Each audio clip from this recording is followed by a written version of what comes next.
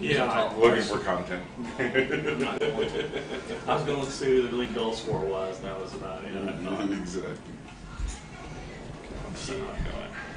She didn't put numbers either, so it didn't she really just did center positions or positions. So I'm going to guess. I like the way she closed. Yeah. It was pretty.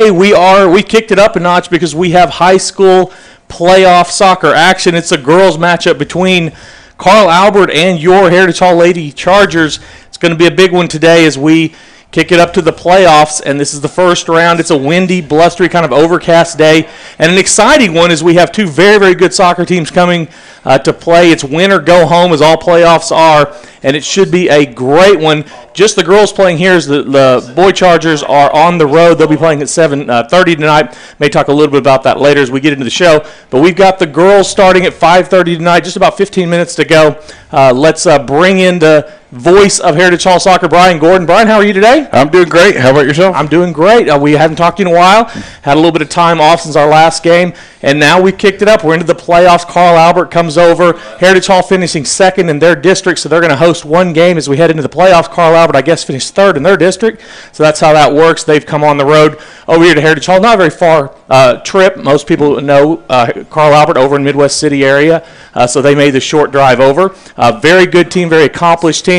Talk to us about Carl Albert a little bit. Yeah, Carl Albert, they've had a long history of quality soccer teams. There's actually a good amount of rivalry between these two teams. They faced each other a number of times in the playoffs over the years, and Carl Albert and Heritage Hall really, they both step it up when it comes to the playoffs and the level that they play. Carl Albert coming in number 3rd seed in their district this year, and so they look to surprise the Chargers. I think on paper, Chargers have a good edge when it comes to the player capabilities, but Carl Albert are fighters. Well, when you look down through their schedule this year and some of their wins and losses, very even teams. I mean, this should be a very good game. You know, their loss to start the year to Piedmont, obviously no shame in that. Piedmont, a very, very good team. We saw them here as they beat Heritage Hall 2-1. And the same score there against Carl Albert to start the year. Been a long time since Carl Albert lost to them. And you know, their other losses, they're 8-5 on the year, 5-2 in district play. But that can be deceiving, as we very well know. When you get outside of district, a lot of these teams play 6A teams, especially when you're Carl Albert. A great storied program Carl Albert is in all of their sports. They have a great athletic director, great football coach, a great athletic program in general.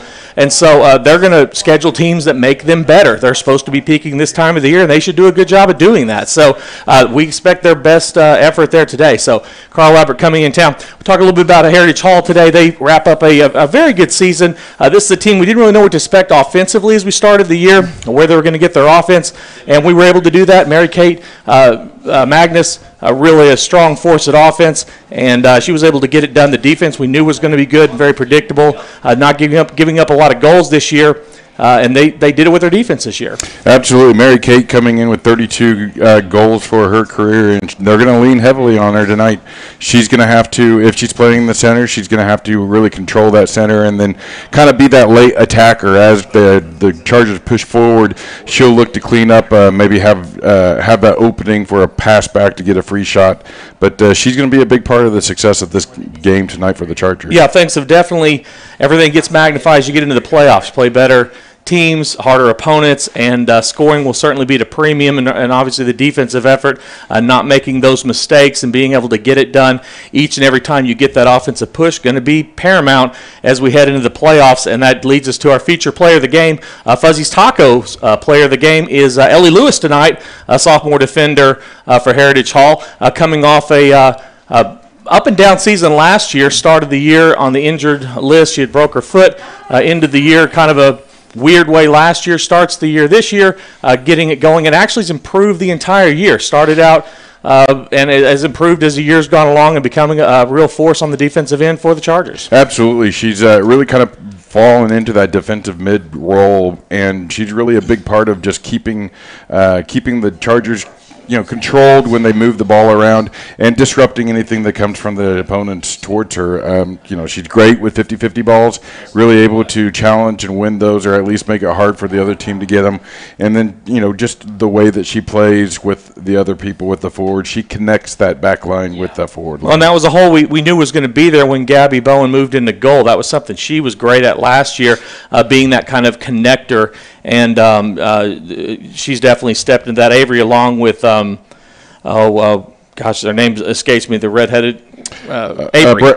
Brown. Avery Brown, exactly. Yep. Yeah, Avery, another girl who stepped into that role, being that connector. So those two girls have done a great job. Heritage Hall also, their team in that mid-level, being able to improve every single game. They're peaking at the right time. So we head into the playoffs. Going to be a very, very interesting to see how this team is able to produce goals going forward. So what do you think as we head into the game are going to be the keys playing this Carl Albert team? Well, really it's a matter of just finishing, getting those shots in the frame. As we've seen, our girls really like to try to dribble in, get high-quality shots. I wouldn't mind them testing the goalkeeper early with some distance shot. Layla Ramanzada is probably going to pull a couple of triggers from afar out, just see how good that keeper is. And there's a nice wind going from the right to the left on the field, and that always just kind of changes everything when it comes to goalkeeping. No, absolutely, and that leads us to our Mercedes-Benz of Oklahoma City's keys to victory. Of course, these are provided by our coach. What are our keys to victory as seen by our head coach? As we were talking about, improved accuracy, fire shots on frame. Let's make the goalkeeper work, especially with the wind and the power of these girls' shots. Good things can happen. Midfield possession, give and goes, and that falls back to Ellie, and just make sure that we're moving the ball through the midfield, keeping the ball off of our feet, and keeping movement of our players. Well, and those midfield, the give and goes are also something we've seen a vast improvement out of both Mary Kate and Layla. They've been working much better together as we've gone through the year. Early in the year, it seemed like we were getting a lot of one-on-one offensive productivity with either Mary Kate or Layla. And some out of Jalen Johnson as well. But as we've gone on, we've seen a lot more team offense, and that's been a real key to them getting more offensive productivity as we've gone in through the season. So, yeah, that give and go, certainly a big deal as we get into the playoffs. It absolutely is. And the third one? Let's get physical, basically win the 50-50 balls, and that's where it really just comes down possession. When you have the ball, the other team doesn't, and they can't hurt you. Let's make sure to challenge any balls in the air, get possession of them, and if the other team's getting them, challenge their touches, and that'll lead to a lot of success. Yeah, this team's been real physical throughout the year. That's been one good thing, since we've been to Heritage Hall. My daughter is a sophomore, my son seniors, that both boys and girls very, very physical teams, and when you're physical at this level, certainly heading the playoffs, things pick up. You're able to really get things done and impose your will on the opponent, and that'll be paramount as we head into the playoffs, and tonight will be a big one as well. Carl Albert, typically a physical team, right? Absolutely. They always have good size with their players, good skill level, and they always bring it hard, so the girls are really going to have to be firm with how they challenge the ball. Yeah, looking out over Carl Albert's team, just a couple of girls to keep your eyes on. We don't have numbers to go with this, but we'll try to get those as we go through. Chloe Pratchell is one of their leading scorers. She's a forward. She's a very aggressive player. She has a big leg. Lots of girls with big legs. That's kind of the theme with their scores, is that they're going to have a long range. Those give every team fits, but certainly the girls' teams, we've seen that. The girls that have the bigger legs are able to score from outside the box. Those can get, especially in the wind, balls moving around. So Gabby will have her hands full as any type of penalty kicks. And with our aggressive play, especially in our defense, there's some of that occurs, depending on how the refs call it.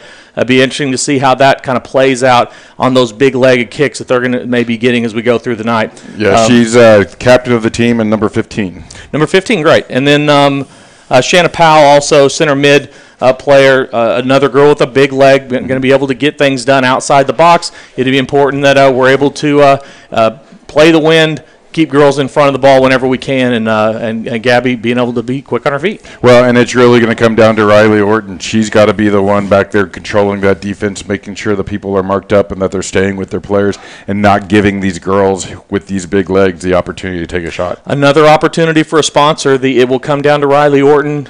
Quote of the game, because it seems that defensively it's always on Riley Orton to do her job. She's just such a huge part of what we do defensively, and it will be another night where she'll need to be very, very aggressive. It'll be interesting to see early how that plays out, though, how the officials call it, if they call it close and we get some of those long-range shots. We're no slouch at that either, being able to kick the ball in from long range with some of our big legs.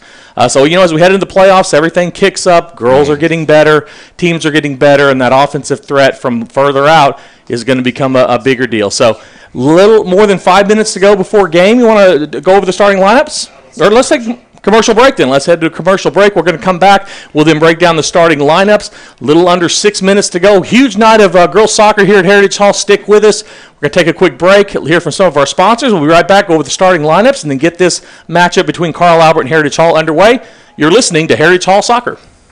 When you walk into Fuzzy's Taco Shop, you'll know you're in the right place. With the best Baja-style menu in town, we'll have the whole family addicted. Order up. Nachos, tacos, burritos, it doesn't matter. It's like an explosion of flavor in your mouth. We know you've had a long day, and you deserve a break. So, bring the crew to one of the Fuzzy's Taco Shop locations in Norman, Oklahoma City, or Stillwater. Welcome to your new addiction. Eat me. Mercedes-Benz of Oklahoma City is proud to offer the leader of luxury SUVs, the new 2018 Mercedes-Benz GLE 350. We were looking for a powerful luxury SUV that's easy to handle.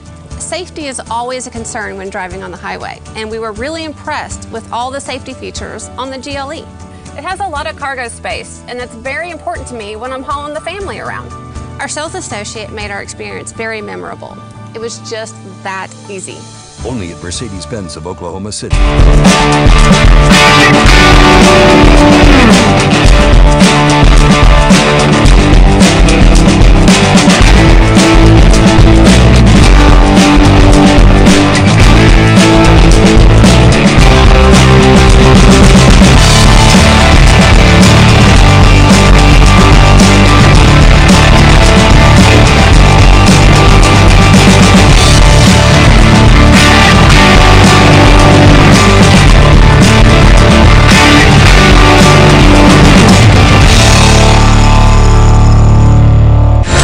$10,000 that says Joe Cooper will beat any other Ford dealer's price on a new Ford. I'll beat any Ford dealer's price on a new Ford by $500. Or we'll give you $10,000 cash. Check it out. Get a new 2017 Escape for only $16,849 or just $159 a month. Or get a new F-150 Super Crew STX for only $299 a month. Getting the best buy of the week is fast, fun, and easy at Joe Cooper Ford. Who loves you, Oklahoma? Come see us at Joe Cooper Ford.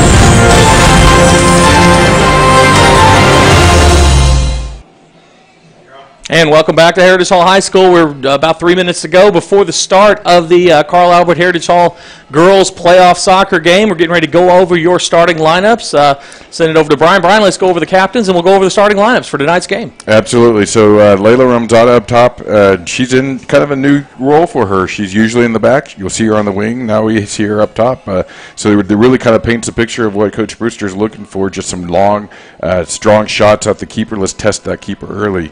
Then she's playing a 5-man middle, which basically is going to be Elena Wilson on the left, Jalen Johnson in the center with Mary Kate Magnus and Avery Brown, and then Jillian Krotz on the right. And then 4-man back line with Katie Ross, feature player, Ellie Lewis, and then, of course, Riley Orton and Laney Gray playing in the back in the defensive role. So Coach Brewster opting for a little bit of speed in the back to pair with Riley. And then, of course, Gabby Bowen and in between the posts. Yeah, Laney's been back there for the last 3 or 4 games at least. I know she plays the defense on her club team. She offers a lot of speed, getting a lot more comfortable in the at the high school level. The physicality that was a little bit overwhelming to her. I think she is a freshman. I should have mentioned that. Early in the year has certainly gone away. She's a great soccer player, actually a great clubhouse girl as well. The girls really, really like her. Has a funny personality, really, really sweet girl, and a great soccer player, really, really good. She's going to be around here for the next 3 years and how many ever games we have this year, and real excited to see about her progression as a player because a really, really good girl. So, yeah, that back line, can't say enough about them. They've just been unbelievably good as far as taking care of business and keeping them out. And, yeah, nice switch to Layla going up top. Yeah, and I think you'll see Laney play a different position every year. You would think so. I think she's going to, or even in this game. It's like we'll do player introductions and then we'll get the game started.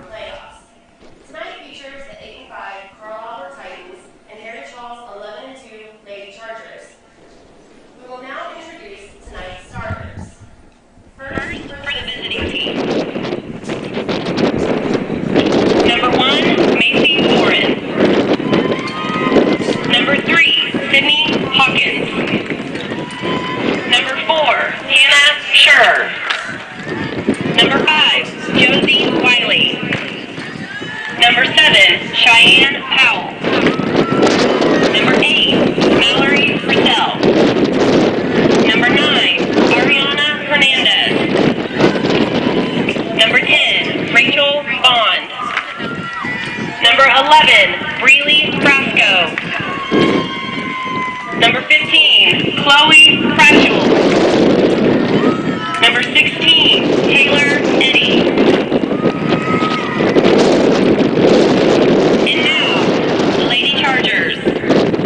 Number 4, Jillian Cross. Carl Albert's team made up of starting lineup made up of 4 seniors, 3 juniors, a couple sophomores, and a freshman. And Coach Crookson's got it spread out, so she'll have good players here for the next few years and a lot of depth and a lot of experience. Yeah, they've always had a good amount of depth with the program that they come through. And for a first-year coach, he really adopted a kind of a good handful of roles. As I said, they have good leadership over there from the top on down. Like I say, not new to soccer, obviously, but not new to Oklahoma high school sports. And Carl Albert has a very strong reputation for always having good athletic programs. Yep, absolutely. Number 24, Ellie Lewis. Heritage Hall is coached by Ms. Robin Brewster, and the Carl Albert Titans are coached by Sierra Crooks. Sierra Crooks, actually. So we'll go through the national anthem and get this game underway.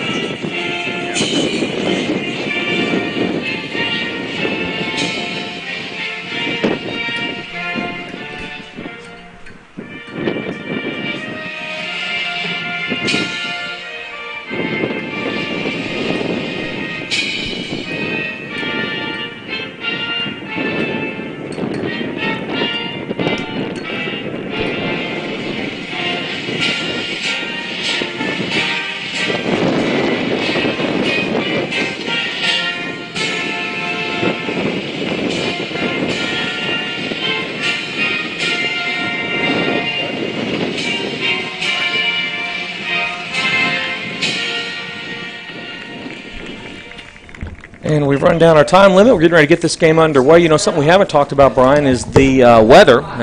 It is overcast. It is windy, but nothing like the girls haven't handled before. We've got the wind blowing out of the south, probably 25 miles an hour, which in Oklahoma is a typical day here in the spring, right? If you're going to play soccer in Oklahoma, you better learn how to play in the wind. It's a staple of Oklahoma soccer, and so I think it shouldn't affect the girls too much. Again, it's end to end this time. A lot of the time we see it going side to side, which is a little more even, but I think as long as the defense is aware of where the ball is and what's behind them when the wind's against their face, I think we'll be okay, and then take those chances when it's behind you. Yeah, we've played games where you felt like it was almost just a half. Offensively, you were playing a half, and then you held on for the other half and tried to just keep them out of the goal. It's certainly not that. You feel like you could score going into the wind today. In fact, with the big legs that we have, and certainly Carl Albert would say the same thing, they've got girls with big legs, the wind can almost help. Like a golf ball, when you hit the ball into the wind, it's going to affect it different ways. So you're certainly not going to not be able to score into the wind. I would predict you might get a goal into the wind going one way or the other. So it is overcast. It's humid. The heat might be a little bit of fatigue. Our coach typically doesn't rotate a whole lot as far as the lineup goes, so it'll be interesting to see how deep they go with their lineup if fatigue's an issue at all. Yeah, exactly. I mean, it's a little bit more humid and a little warm today, so that might creep in, and you basically expect the teams to leave it all out on the field. So we'll see how the girls work, how hard they work at the very, very beginning, and then how Carl Albert responds. Yeah, this team coming in, you didn't. Compared to last year, you didn't think they were probably quite as good. At least our team wasn't, especially offensively, but they've been able to figure out a way to get the goals and figure out a way to get it in the net enough times. You knew defensively they were going to be strong. And as we head into the playoffs, everything's just going to be magnified. Can they get enough goals? Be interesting to see how moving Layla Ramanzada, who is a senior, this could be her last game if things don't go well. If that will have an effect or not, and frankly how they end up playing it, whether it's more of a defensive protect situation or if they go ahead and push up and try to get things done. We've got the wind here in the first half, and we are underway. So. Yep. Heritage Hall in all white, moving from the right to the left, and then Carl Albert's going to be in their black with the white shoulders, working from the left to the right. And the Chargers going to have to be careful because this with the wind like this, it's okay when it's at your back, but you don't want to park the bus at the. Ooh, that's nice. That's early. Oh, my goodness. Right off the bat. Boy, a great cross there by Mary Kate. We started with an excellent throw-in by Jillian Krotz down the sidelines, and Mary Kate with a high cross there right to Layla Ramanzada, and they strike first only 27 seconds in. What a great start for the Lady Chargers as they get on the board early. Carl Albert kind of working out the bugs and trying to get off the bus, and they go ahead and get it in early. What a great start for the Chargers, as just executed perfectly out of all three girls with a huge throw-in with the wind, using that to their advantage.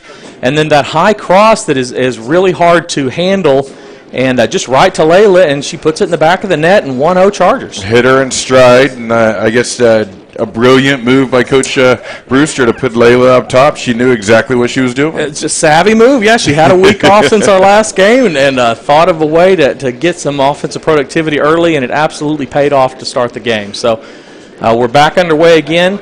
Katie Ross gets the throw in from the far sideline, and right at the midfield stripe, we're back underway. Yeah, it'll be important to see how Carl Albert responds to that. You don't ever want to, especially in a playoff game, want to go down in the first 30 seconds by a goal, because that can get away from you very, very quickly. So Carl Albert's got to calm down, just play their game and see if they can respond. Yeah, so definitely early is not how you draw it up if you're Carl Albert, and responding is going to be key, and just settling down. The execution was just perfect. They didn't do anything wrong. There wasn't a mistake made. There wasn't anything other than just a great throw-in by Jillian, and even a better cross and a great header that put it in the back of the net. So a great start for the Chargers, and now kind of banging around at midfield for both teams. Now that settling down process that we've seen basically every other game this year, there's been 5 or 6 minutes at least of kind of a feeling out process for both teams. Well, you know, early in the game, you have to judge how fast the players around you are going to be, whether you got to play off of them or whether you can play a little bit more man. And I think that's part of what happened early on. Is it seemed like Carl Albert were playing off of our girls just a little bit to judge speeds, and we just got behind them and got fortunate. So. Yeah. What was interesting is that we normally, especially with the wind, and there is, a significant wind, 20, 25 miles an hour, you have to gauge how far to kick it. You know, the kicking it, how far it's going to go. But we didn't get a kick. There was only the one cross, and that was back into the wind because it was actually past where the head came from. So she actually got to use the wind to her advantage. It's set up perfectly. Yeah, it was about as good as you could do, and just hit her Layla on stride, and Layla just did a perfect job of directing the ball into the goal. And that's, I mean, if anybody's played soccer, they know that is not an easy ball to hit. It's coming at you from sideways, and it's coming at speed, and you've got to not only direct it into the goal, but direct it with some pace so the keeper can't get to it, and she did perfect. Yeah, definitely not. Now, another little push out of the Chargers there as we get the ball. We send it in, a hockey term actually, in an online internet term, but they send it in, and then get it down. Mary Kate has a nice little effort, and the goalie handles it nicely. And now Carl Albert getting a throw from our sidelines. Yeah, and you can see early Carl Albert's getting physical. They're not afraid to get body to body in with the Chargers, so they're not going to give the Chargers much time to make decisions, and they're certainly going to be contesting for balls in the middle. Well, and that's their MO. I mean, athletically, Carl Albert, as I said, from the top on down, they're a very good program. They get a lot of good athletes from over there. I know J.D. Runnels is from that area, and they have a very strong history of getting good athletes to go to Carl Albert. And in most sports over there, they're going to be very well coached, and especially when you get down, you go to what you know. And if you're physical, and our team would do the same thing, we get down, we're going to get a little more physical. So I would expect a physical game. Well, that goes back to how the official's going to call it. Are they going to let them play or call it a little bit tighter? Yeah, and it looks like the official's letting them play right now. We'll see how if that stays throughout the first half, but. It's playoff. You gotta put it on the field. Well, and with physical teams, I think they both would prefer that. There's the first penalty, so this will be what we've talked about, one of these long, big-legged kicks from just outside the box. Yeah, it looks like she got stepped on, lost her shoe, and so this will be the first test for the Charger defense, really, and got to watch as the wind get, of course, just moving it around, but we know that they can put it on frame. Looks like it's going to be taken by Shalana Powell. Shalana's a junior, and she's going to take it. There's three of them here, so it's going to be a little tap and then a kick. Basically, it means, and that's a trouble ball in top corner. Well done. Very nice. Gabby able to settle under that one. But a great effort. We saw what we were talking about. That was a really good effort from outside the box. Gabby handled it. You know, Gabby's a softball player as well, or was, so she's used to handling balls. Fly balls and different balls being handled that way. She has very good hand-eye coordination. We don't talk enough about that. Having a goalie that's able to handle pop flies and handle balls in the air is just such a luxury and not a given. We've seen a lot of really good teams that were not able to, didn't have the goal play that were able to kind of handle those type of things. Well, and what's important to remember about Gabby is she didn't start out as a goalkeeper. She was on the field for the first half of the season, and then was shifted to goalkeeper because our starting goalkeeper left the team. So she's had to adjust and adapt to the position and not had as much time between the posts that everybody else has. Well, last year was one of the more important parts of what made the offense go. She played that midfield role that connected the defenders to the forwards and just did an incredible job of connecting there. She's a very good soccer player and underrated for sure as far as the importance of just the overall value of the team. So nice little push here as Layla saves it from going out of bounds, and now we're on the move again offensively. Layla had to come a long way to keep that ball in bounds, and I think she kind of surprised everybody that she was going to get to that ball. It certainly looked like it was going out of bounds, and she saved it. So we're going to get a throw in over here from Elena Wilson. Who does a lot of things well, and throwing in is certainly one of them. This is a big asset for the team, is to be able to put the ball deep in the box when she wants to.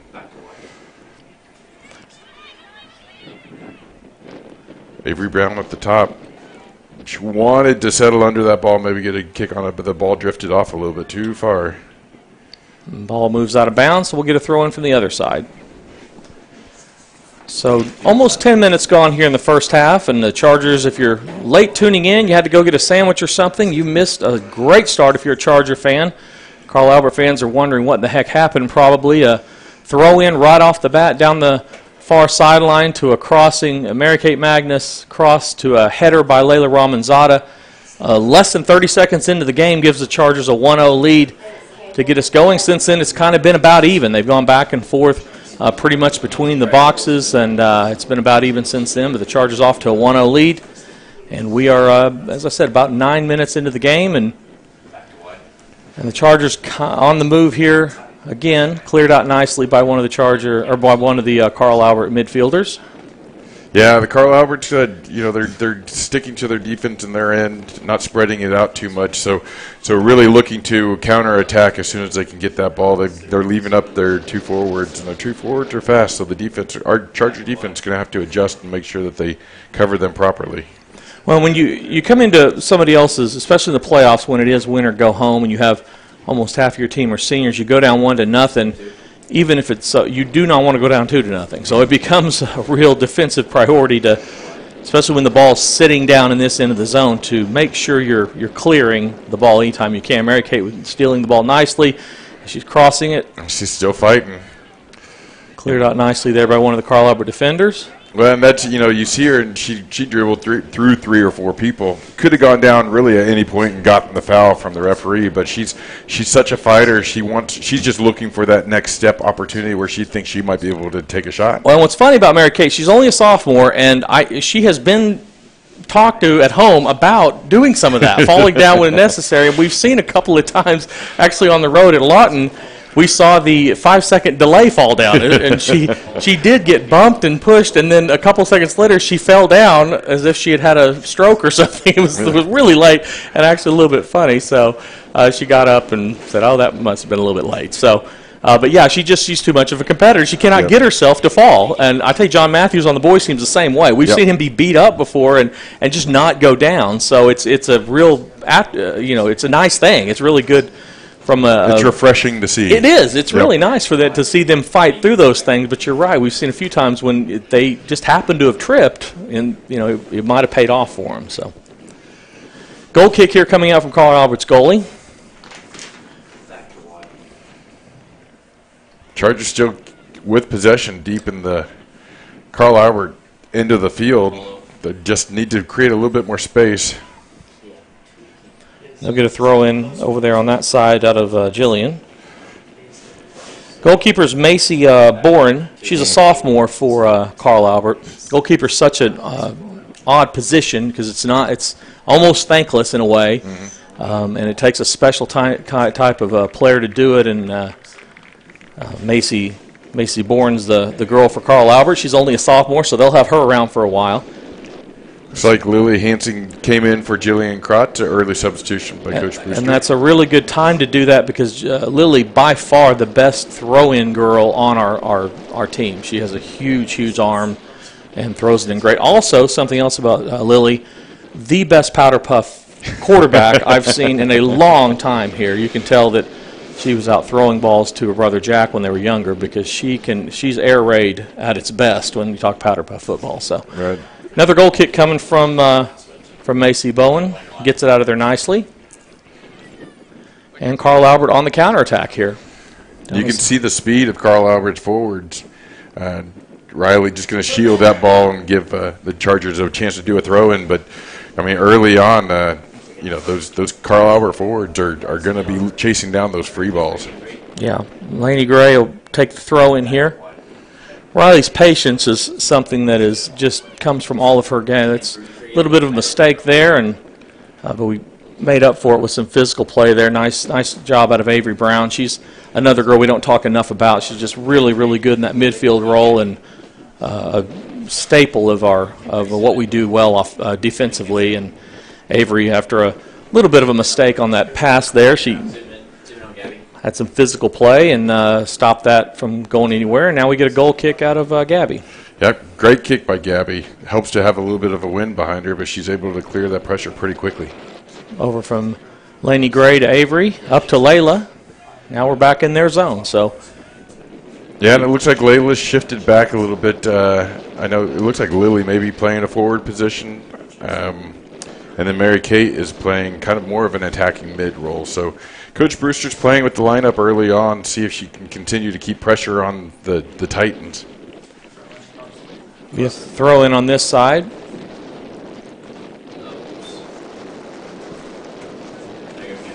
It's a good time to kind of pick out Mary Kate. There she is. The ball gets through. If Mary Kate can get there first, get some possession, get around her. Great slide by the defender. That was very, very good. That's I believe that is Hernandez. Yeah, that's Ariana Hernandez, I believe, and she is one of their better. She's a center back. She's a junior and one of their better defenders on that back end. Yeah, she had to be right on with that slide because if Mary Kate had any space whatsoever, she was going to be able to take on the keeper one-on-one from just yards out. Yeah, a great save by her. So we'll get a corner kick here out of Layla Ramanzada. A little bit difficult to judge with the wind coming in. Keeper's really going to have to watch out because the wind's going to want to blow this ball right into the goal if she keeps it down that line. You know that's what Layla's trying to do. Got it on the back post. Carl Albert's going to clear that one out. And now we're on the counterattack here. Girls moving back and recovering pretty nicely here. They've only got one girl back. Lainey Gray clears it out nicely. Yeah, Lainey did a great job of positioning herself between the middle attacker and the wing that was charging on this near side. If she wasn't there, if she was playing a little bit closer to the middle attacker, the wing had a full open run. Got her hips turned there. Well, this is a situation where the girls really should push up a little bit. It's hard to really estimate how well Lily throws the ball in, but she, especially with the wind, she's really an offensive weapon. Orton able to clear that one out. Yeah, what's interesting, Riley was anticipating they didn't have anybody deep there, and you kind of knew they were going to go ahead and just send it in, and she moved back to where she felt like it would be. She'll chase this one down and kick this one in the stands, reset things, let our defense get back. Take no risks. Gives us half a second to thank a extra special thank for our last home game of the year to Heyday Entertainment Center. It's packed with family fun, bi-level laser tag area, bridges, ramps, mini golf, ropes course, arcade, and pizza, and more. They're located in Lower Bricktown in Norman. Watch all the games at Heyday Entertainment Way. Be sure and visit them for your next party, your next birthday party, game day, everything and more. Heyday Entertainment Center. Carl Albert's doing a really good job of kind of keeping their space, moving the ball around once they get it. They're still trying to pick out those forwards and look for the lanes, which Riley Orton's going to make a challenge for them. But they're good, doing a really good job of keeping the shape. There's a right left foot, and it's in, right? That's it. That went over the goal. Oh, boy, that was close. Yeah, it went right between the crossbar and the football crossbar. So I need glasses. I really do. I'm getting old. That looked really good. It was a false alarm. It was close. It made things interesting for sure. And she didn't get everything behind it, but she put just enough loft on it to make it a really dangerous ball. Her left foot is deadly. I'm telling you, she has scored with some of the more ridiculous type shots. They're not all power. And that was another one of those. It was just a little bit of a lofter right over the goalie's head and just a tiny bit too far, but a great effort out of her. Yeah, she's always been fun to watch, and just the things that she's been able to do and the shots that she's been able to do. She's become such a well-rounded player from a number of years back when she really was just introduced into the game. Very smart girl and great imagination. Quick learner. So Mary Kate gets the throw in. And Avery Brown takes it very nice 50-50 ball there. That's one of those we talked about, trying to win those 50-50 balls. Heritage Hall getting the better of the 50-50s in a lot of situations early. Carl Albert certainly calmed down a little bit after the giving up the early goal. There was probably a little bit of panic early maybe, but they certainly have calmed down. What you have to do against Heritage Hall's defense, you've got to set up some offense and keep the ball on the ground and pass. And when you're talking about playing Heritage Hall's defense into the wind and down 1-0, taking a deep breath, setting things up, and being patient, not going down 2-0, getting out of position is going to be paramount as they head into the rest of the first half. Absolutely, and they really, if they can keep this a 1-0 game for the first half, then the second half they'll have some opportunities. I think Heritage Hall's got a great defense, but they're going to have to face the wind for an entire half. Yeah, that was a good opportunity there. Actually, they. A good throw in there, and it was off Ramanzada and hit Elena's feet and kicked out of bounds there. But good chance for something to happen there that was avoided by Carl Albert. We'll get a goal kick out of Carl Albert's goalie. She boots it away. Good kick into the wind there. taken and now pushed, and Heritage Hall back on the offense. Oh, that was so well done in the build-up to that final pass. But you can see the girls just looking and strategizing the one-touch give-and-go touches that we had talked about in the pregame. Is that if they can keep that ball moving, then they're going to be able to get around a lot of the defenders very quickly. Yeah, the officials picked their game up today. It looks like that was a good call, but you're right. That was 3 good passes in a row that was going to lead to something really, really good. If we just got a tiny bit ahead of ourselves, so. Good offensive thought process out of Heritage Hall, and Carl Albert gets the free kick, and they boot it away. A good steal there by Katie, and yeah, they had to get that ball back because we were going to be caught out of position, outmanned if we weren't careful.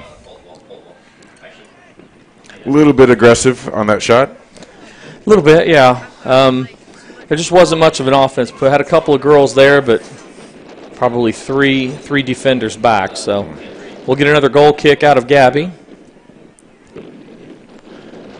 Ticking almost down to 20 minutes to go here in the first half. So about halfway through with the first half. And other than the lightning strike there first in the first 30 seconds, been a pretty evenly matched first half when you consider the win, for sure. Yeah, absolutely. And actually, I would think from a possession standpoint, Carl Albert's really done better than the Chargers. It seems like they're connecting their passes and moving the ball around a little bit better than the Chargers. It's pretty even, but the speed and the skill level, I think, is actually benefiting the Chargers at the moment. A little bit of a tussle at the top with Riley Orton. Looks like we'll get the call on that one. That's going to be a battle to watch. Yeah, like most of the games, the longer it goes, Riley typically bangs into somebody, and there's a little bit of an opinion develop one way or the other, and maybe a little bit of a conflict. So we'll watch that develop as we go along. Riley's going to get a free kick here, and she'll boom it away. Crossing the midfield to Layla, and they're going to call handball there, it looked like. Yeah, that was just an unfortunate fall of the ball. I don't even think Jalen knew where the ball was at the moment. Yeah, it was Jalen. Yeah, those are things that weren't called during the regular season. That'll be something else to keep an eye on, whether those are called a little more closely as we get into the playoffs as well, because we saw a lot of those out of both teams through the entire year that were kind of let go, and now that we're into the playoffs, whether those are watched a little more closely. Throw in here out of Carl Albert right inside the box. Got to be careful. Clear that. Just get out of danger first. That's cleared out and be a throw in out of Carl Albert. So, yeah, I think Layla Ramonzada shifted to the right wing position. She's back in the defense now. Lily Hansing is the outlet for the offense right now. Lainey Gray with a nice defensive effort. Be another throw in there for Carl Albert. I love how Lainey can close down on players so quickly. She uses her speed so wise, and she's not afraid to get in tight with them. So it's hard for them to turn. She's really done a very good job about that. Yeah, this is Rachel Bond with the throw in. She's a senior. Throws it in here, back over to Rachel, and that's going to be for Heritage Hall. Nice play out of Lainey. She kicks it off of Rachel, and the ball tumbles out of bounds and down the track. So 18 minutes to go here in the first half. Special thank you to Quail Creek Bank for sponsoring us again this year. It's your banking connection for better banking. Go to quailcreekbank.com, member FDIC. And we're going to, because it's the playoffs again, we'll take that extra time, get Layla over here. She certainly is the best thrower we have, and she will throw it away and get it down the sidelines. Big throw in. Yeah. And sent up. Mary Kate's up there. Now comes the foot race. And Keeper's a little bit hesitant about coming out. But that was a little bit ticky-tack on the call there. I mean, there was aggressive play was kicked. Layla had her hands on her, but there really wasn't much to that. But call by the official there, so we'll get a free kick out of Carl Albert. A little bit far probably to be a shot, but always dangerous with some of the big legs that Carl Albert has. Yeah, you just got to watch that ball dropping in right behind the defense and a forward running up on it. This is Ariana Hernandez. She does have a really nice leg. Oh, she did great. They let that one go. I don't know if that was She fell down, one of the Yeah, defenders. it looked like that she had more fallen down than she had been pulled down. I didn't see any sort of arm action out of, I believe that was Ellie Lewis, to indicate that she had pulled her down. I think the referee agreed. Hopefully. Yeah, well, it looks like it. There's not a penalty kick at this point, so Yeah. I'm assuming that he agreed to that. But and he's gonna. I think he's trying to find that. The referee's got to find that middle ground because it is starting to get a little bit more physical, especially as you can kind of see that battle up top between their forward and our defensive players, and he wants to. The one thing referees want is not to have to get involved in a game, especially in the box. Yeah, exactly. No game wants to be decided by a penalty there shot. There needs to be blood in the box. So yeah. So here we go. Katie Ross throwing it in down the sidelines. She throws it away and taken by Mary Kate. And cleared up. It'll be cleared by Hernandez. She sends it in with a really nice kick. Oh, this could be trouble. She's onside. What a great save. Stay on it. Boy, Gabby Bowen with an excellent save. My gosh, what a great play by her. As she, Carl Albert offensive player got a one-on-one with the goalie, and just a great effort out of Gabby to save a goal for the Chargers. Wow, yeah, she did a great job of coming out and challenged that forward. And the forward basically gave Gabby time to close down the space, which was amazing. She took her time in the box. She had all the time in the world to get the shot off, and just enough time to give Gabby to get in and challenge the ball straight up and get that save in. More aggressive play out of everybody in the box down there. A couple of Charger players, Lainey Gray and Jalen Johnson, both were on Shaylin Powell for Carl Albert. Powell went down. The official did not see anything. She shook her head off like there was not enough there. But another really close play. A lot of bullets dodged by Heritage Hall there. But, boy, Gabby Bowen with an excellent save for the Chargers to keep it 1-0. Yeah. What a great play. It shows the offensive striking power of Carl Albert, though. I mean, I'm telling you, when you get to the playoffs, these teams can all play, and it can turn on a dime, and that was an example of that. Elaine Hernandez, Ariana Hernandez, the junior center back for Carl Albert, just sent it in, just a perfect pass, and then the forward got free for Carl Albert, and she got it one-on-one with Gabby, and she had to make an unbelievable. We've seen this before. Nice cross. Oh, and Mary the keeper. A great save by the keeper for Carl Albert. A couple of excellent plays out of girls we talked about earlier. Probably don't get enough recognition. Goalies on both teams making excellent defensive plays. That's Macy Bourne. Again, just a sophomore for Carl Albert. A great cross there by Layla Romanzada to Mary Kate. She heads it, and a great save by the Carl Albert goalkeeper to keep it 1-0. Great playoff-type plays out of both girls here in the first half. And again, Layla Ramzad doing some damage on that right side, able to get a cross in, and it was just a little bit late on the header, headed it down a little bit more, and the keeper was there right when she needed to be.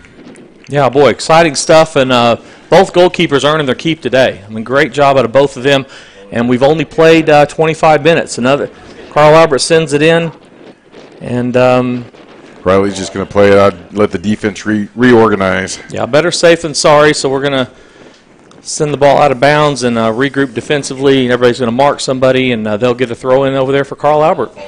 So the level of play has certainly kind of picked up here in the past 5 minutes. For everybody, yeah. I'm telling you. The goalkeepers and the forwards, everybody's doing their part right now to keep the other team out of the goal. It's such a big part of the game for both teams. I mean, you go up down 2-0, it's huge. If it's 1-1 and Heritage Hall wastes that great start, both terrible spots. So foul there out of Carl Albert, so Heritage Hall gets a free kick. Riley sends it up. Well, and you can see with the save by Gabby, but the opportunity that Carl Albert had, it gave Carl Albert the hope that they know they're going to get those opportunities to be able to get back even in this game. So they can kind of smell a little bit of blood in the water, I think, and Charger defense is just going to have to continue to play strong. So another penalty by Carl Albert gives Heritage Hall a second free kick, and they get it up. We're now down into Carl Albert's into the field. Ball ricochets out of bounds. We'll get another throw in for Heritage Hall here on our sidelines. Lily Hansing will be doing the throw in here, and they'll set this up like a corner kick, nice throwing into the box. And I had hoped that so Layla Ramzada was creeping on that back end. I was hoping that she was going to be charging up forward and would have been there for that cross, but she held out. But watch for her on that far side when the ball's over here, because she's a prime opportunity. Something interesting going right now. Coach Riley's down here, and he is talking to the coaches are talking right now and what I was thinking at the same time that needs to be set up like a corner kick. I mean, we need to have people over on the back post, because her throwing is such a dangerous thing. She gets it so deep into the box that girls can't be just hanging around. And watch later on in the game. I bet you they do a good job of dealing with that and getting girls more in a position of scoring off that throw-in, because she's such a dangerous weapon, especially when you're downwind or in a position where you can use the wind at least as a neutral to get it into the part of the zone where you can kick it in from there. So there's going to be some talking about that. Right now they're doing it. So look at our coach here. She is getting the girls over there lining up, because this is like a kick. There goes Jalen Johnson over to the middle. Yep, exactly. And you get a header over to the middle, we need to have somebody there to kick it in. So a nice adjustment there by our coaching staff to make sure the girls are ready to take advantage of this long throw-in. And here comes another one. And the better position for this one, a little bit more direct. Just so much power on that. Now there's an open free ball in the box, and that one just goes out, but you can see the opportunities that creates. So the ball heads out. We'll get another goal kick out of Carl Albert's goalie. Boren will kick it away here. She has a big leg as well. We need not forget, this is into about a 25-mile-an-hour wind, and she's getting it pretty close to the midfield line. Yeah, and that we'll have to watch that in the second half, because that's going to become its own weapon. I like what Mary Kate was thinking there, looking for that cross for Lily Hansen across the center. She just got a little bit too close on goal than she wanted.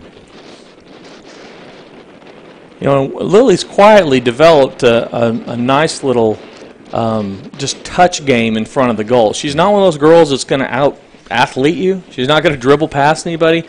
But her goals this year have come off of those type of plays where somebody is centered it right to her and she's just tapped it in. She's taken advantage of those situations that seem easy but we've seen are nothing but. So hopefully we'll be able to get a couple more of those opportunities and at least get across to her. Yeah, Michael Owen made a career of that with the English national team, and just sitting at the back post or sitting off goal and taking whatever the keeper spilled or whatever dribbled his way. This will surprise you. I know nothing about that.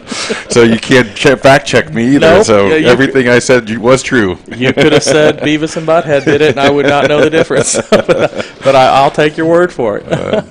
Well, yeah, she's her goals have come from those, and she's an opportunistic player for sure, and of course can throw it in a mile. So Carl Albert with the throw in here. Yeah, new number 20 came in for Carl Albert, Simone Gray. Yeah, she's a senior forward for Carl Albert, so nice substitution there for them. They'll get some fresh bodies out there and see if they can take advantage of some of the Heritage Hall fatigue possibly. Mm-hmm. This time of year, because it is winter, go home. I mean, you want your best on the field, whenever you can get them, but fresh bodies are certainly important too. Well, yeah, and tired bodies make mistakes, and this is an atmosphere you can't make a mistake. Yeah. A little more than 8 minutes to go here in the first half. 1-0. Those who tuned in late, maybe got off work a little bit late or hit a traffic jam. Heritage Hall scored in the first 27 minutes of the game. They take the opening touch down the right side. A throw-in out of Jillian Krotz down to Mary Kate Magnus down in the far right-hand corner. She takes the ball and crosses it to Layla Ramanzada, who heads it in. And 27 seconds into the game, it was 1-0 Heritage Hall, and we've had no scoring since, and actually a very evenly matched game since then. Looked like a handball there, but I guess not. Maybe a little high, right? Play on, and Mary Kate's going to see if she can't just hustle her way down. Defender, good slide by the defender. She was able to get the ball and get it clear before making any contact. That was Taylor Eddy. She's a junior captain. She's a center back, and that was a very athletic play out of her to get the ball and send the ball into the stands. So nice play out of Taylor. But yeah, both keepers have been tested, really seriously tested, and both of them have come up with some really good saves. And Yeah, highlight reel out of both of them. Gabby made one that was just incredible, and then their goalie came up with one. So very evenly matched, and we're still 1-0. Here's Lily Hansing with another nice throw-in. Ball dropping right in the box. Our Chargers have to get some sort of body part on that and get it moving forward towards the goal. It's too much of an opportunity to let the defense get that ball first.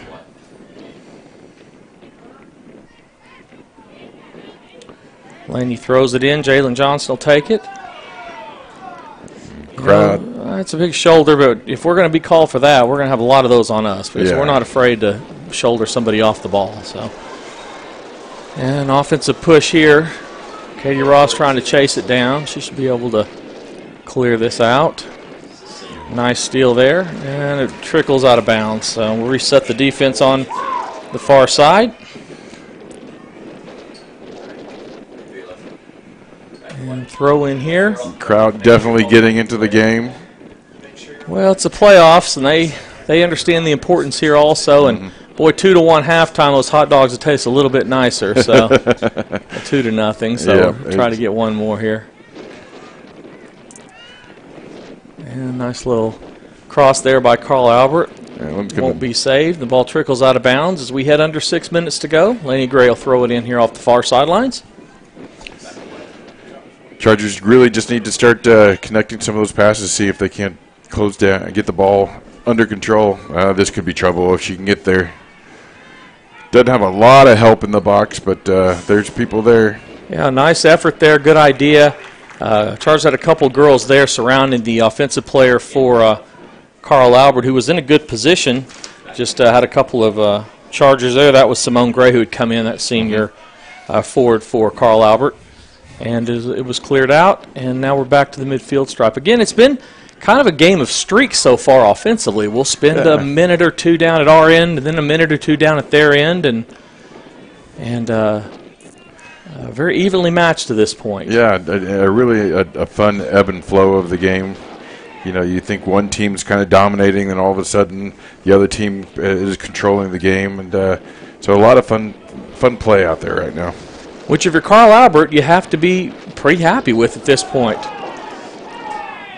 Yep. Now that was physical, but she got the ball out of it, so probably a good no call. Again, those are going to be called. We're gonna suffer some of those as well. We have not had a lot of those to this point, but we will over the course of the game. Nice save there by Laney. Yeah, great touch by Laney. Yeah. Laney's got her playoff face on too, so she didn't get up complaining about that. The fans were, but she wasn't. She knows where we are. Nice cross there out of Carl Albert, handled easily by Gabby, and as we head to 4 minutes to go in the first half, she'll punt the ball away. Good kick here. Nobody home offensively except Lily, and although I would love to see her go one-on-one all the way in, it's not really what our offense is set around. So, no. But it will end up being a Charger throw-in on this side. And she's got Lily open, and again, Layla Ramonzada just kind of drift around on that far side. If we can cross that ball, put her in a one-on-one situation on the far side, then I think that could be some dangerous opportunity for the Chargers. These are a couple of those 50-50 balls in a row we lost there, but Riley goes ahead and saves it, so that was good. And we're back in business here. Good idea, really good idea. Just a little bit heavy, but that's gonna pin the Titan deep in their area. It definitely will. ChargerVision would like to thank Heim Orthodontics for giving so many Chargers something to smile about. Give them a call, 405-755-8151. That's 405-755-8151, or visit OKCbraces.com. 3:20 to go here in the first half. Carl Albert throws the ball in, pinned deep in their zone, and now it's out of bounds. Lily will get another one of those throw-in. Avery Brown sneaking over. This is one of those. The girls are getting tired, you can tell. I mean, we've made a couple of mistakes because of that. They're tired. A lot of hands on hips around. But this will be one of those. If we could just take advantage of it, boy, 2-0 would be nice. Nice throw-in and a head out, and the ball shuffles out of bounds as Lily gives a nice shoulder to let the ball. And that is not in her nature, so that's good for her. Ball goes out of bounds, and we'll get another throw in. Girls have had a couple of minutes to rest here, so we'll see if we can gets something here with the last 2 minutes to go. Another throw in here. Oh, that's a dangerous ball. Somebody get a foot on it. Just couldn't get control and get a foot on it. And now a counterattack. Ball sent in. Riley and Katie will try to chase this one down. Here comes Gabby. Riley's just going to make an easy pass up to Katie. Who wanted to pick out Ramanzada, just couldn't get any air underneath of it.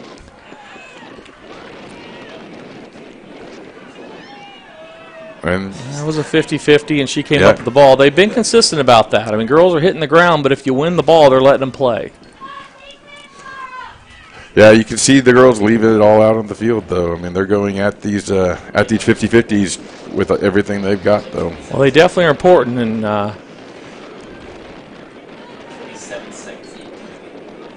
nice job by Riley there. She wins that. Carl Albert on this little counterattack. And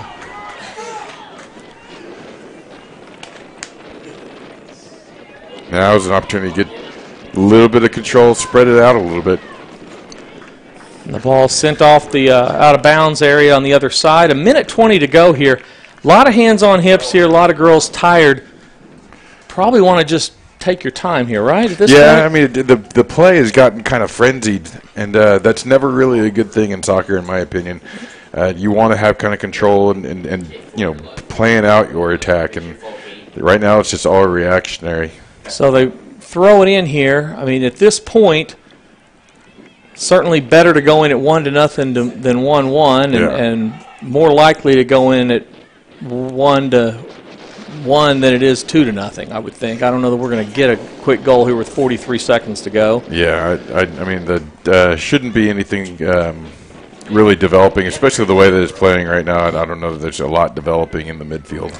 So both teams are gassed. So as we head into halftime, what are your thoughts? If you're Carl Albert, do you really, are you okay with where you are after giving up the early goal and you get the win in the second half, or what do you think as we head into halftime? Yeah, I mean, if I'm Carl Albert, I'm really actually very optimistic. It's a one-goal game, and we'll have the win behind our back. We've had our opportunities. We know the girls are getting tired, and we've got a lot of pressure on the Charger defense, so I think we're in a good position if I'm a Carl Albert player. And so with that, we hit zeros on the clock, and the first half is over. So the scoring happened in the first 27 seconds as Heritage Hall strikes early. They go up 1-0, and nothing after that. A lot of very good soccer.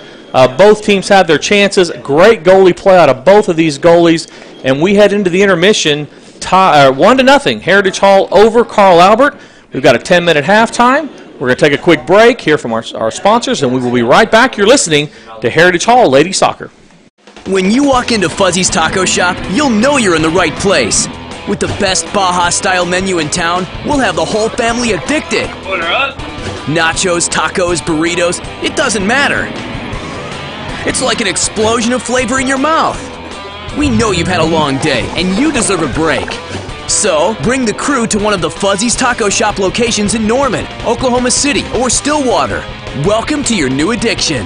Eat me.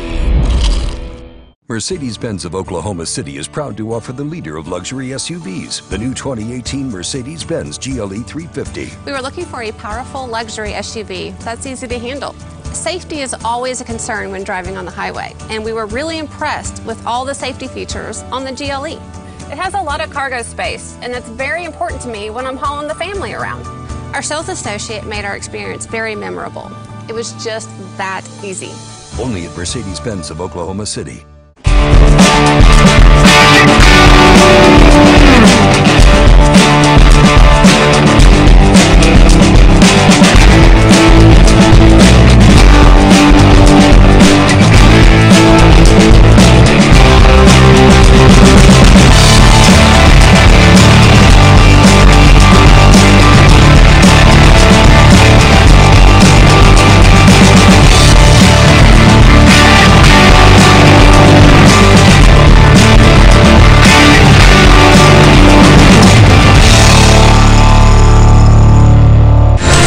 $10,000 that says Joe Cooper will beat any other Ford dealer's price on a new Ford. I'll beat any Ford dealer's price on a new Ford by $500. Or we'll give you $10,000 cash. Check it out. Get a new 2017 Escape for only $16,849 or just $159 a month. Or get a new F-150 Super Crew STX for only $299 a month. Getting the best buy of the week is fast, fun, and easy at Joe Cooper Ford. Who loves you, Oklahoma? Come see us at Joe Cooper Ford.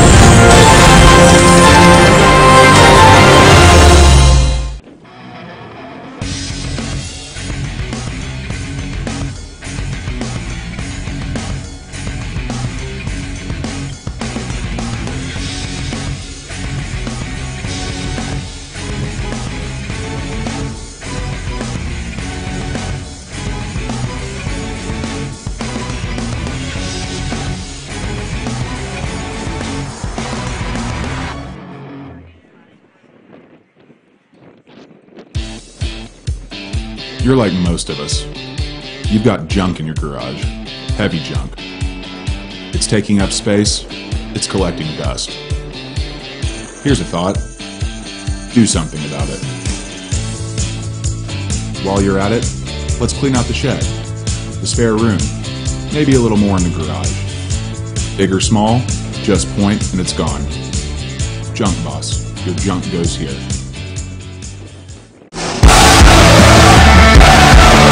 Since 2014, our fans have been the backbone of the club. Fans keep supporting us on the field, in the community, and are the driving force of our success. Our fans create an exciting atmosphere that drives charisma, excellence, and passion. Energy fans, we thank you and welcome you to year number 5.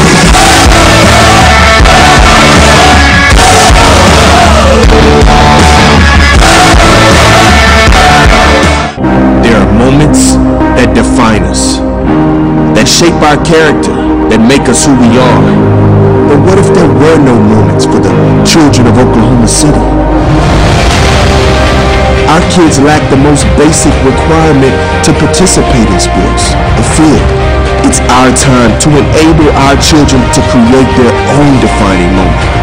To provide resources like an empowered coach, safe equipment, in a field that they can call home.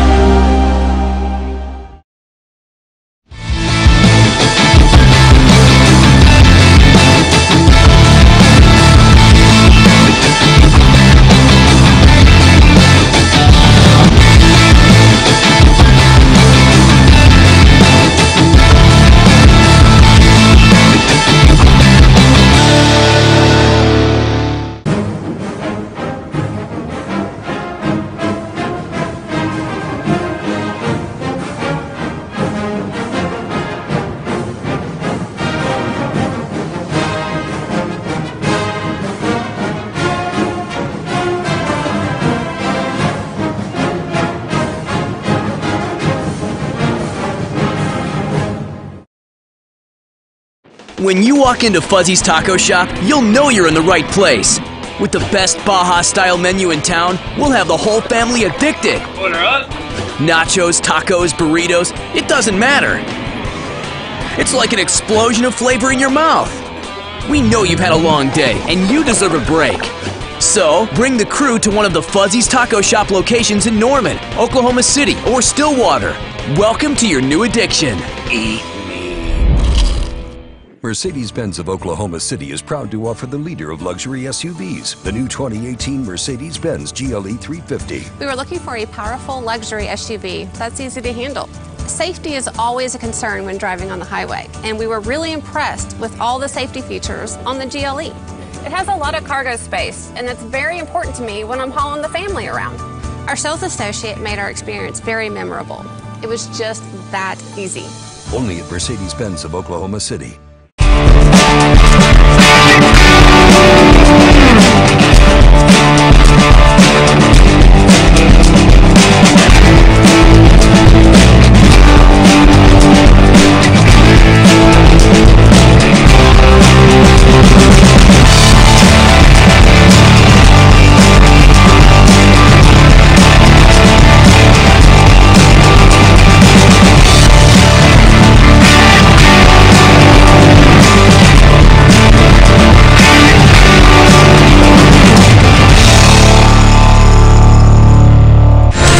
$10,000 that says Joe Cooper will beat any other Ford dealer's price on a new Ford. And I'll beat any Ford dealer's price on a new Ford by $500.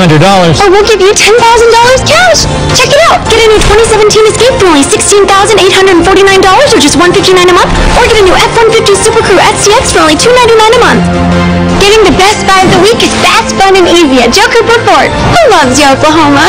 Come see us at Joe Cooper Ford.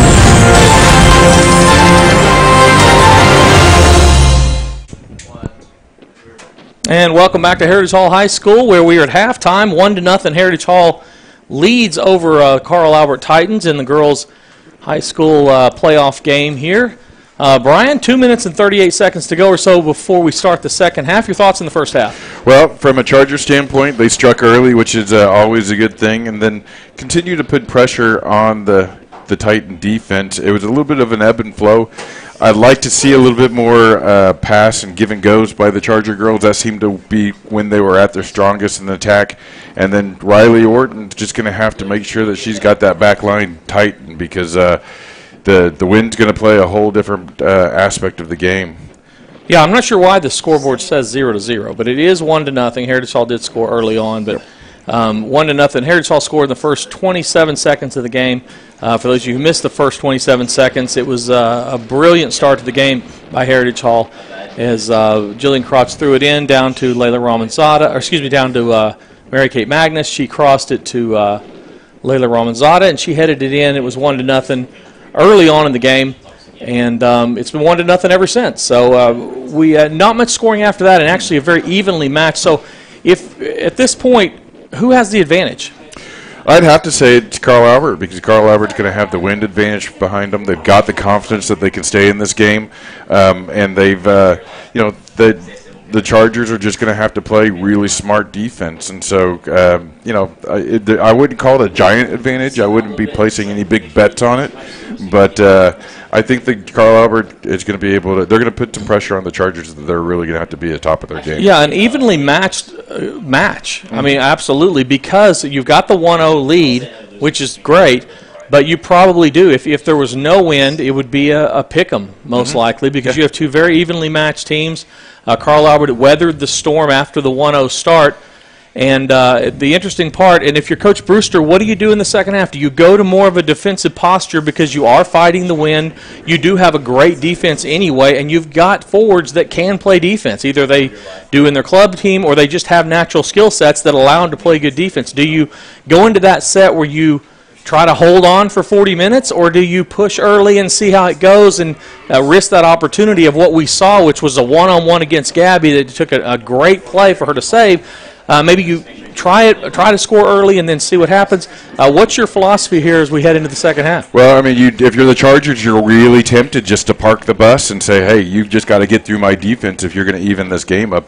I think that that's a little bit dangerous because you don't give yourself a really good opportunity to add to your score. So if I were the Chargers coach, I'd probably maybe dedicate one more person to the center in the middle, maybe a more defensive-oriented person to help clog up that middle and not make attacks too easy. But give yourself the shape and the capability of going and getting another goal with your fast forwards. I will tell you, 5 years ago, I would not. There's so many things about. I really knew nothing about soccer. I would have told you there was none of this going on. It was 1-0. I need to take a nap.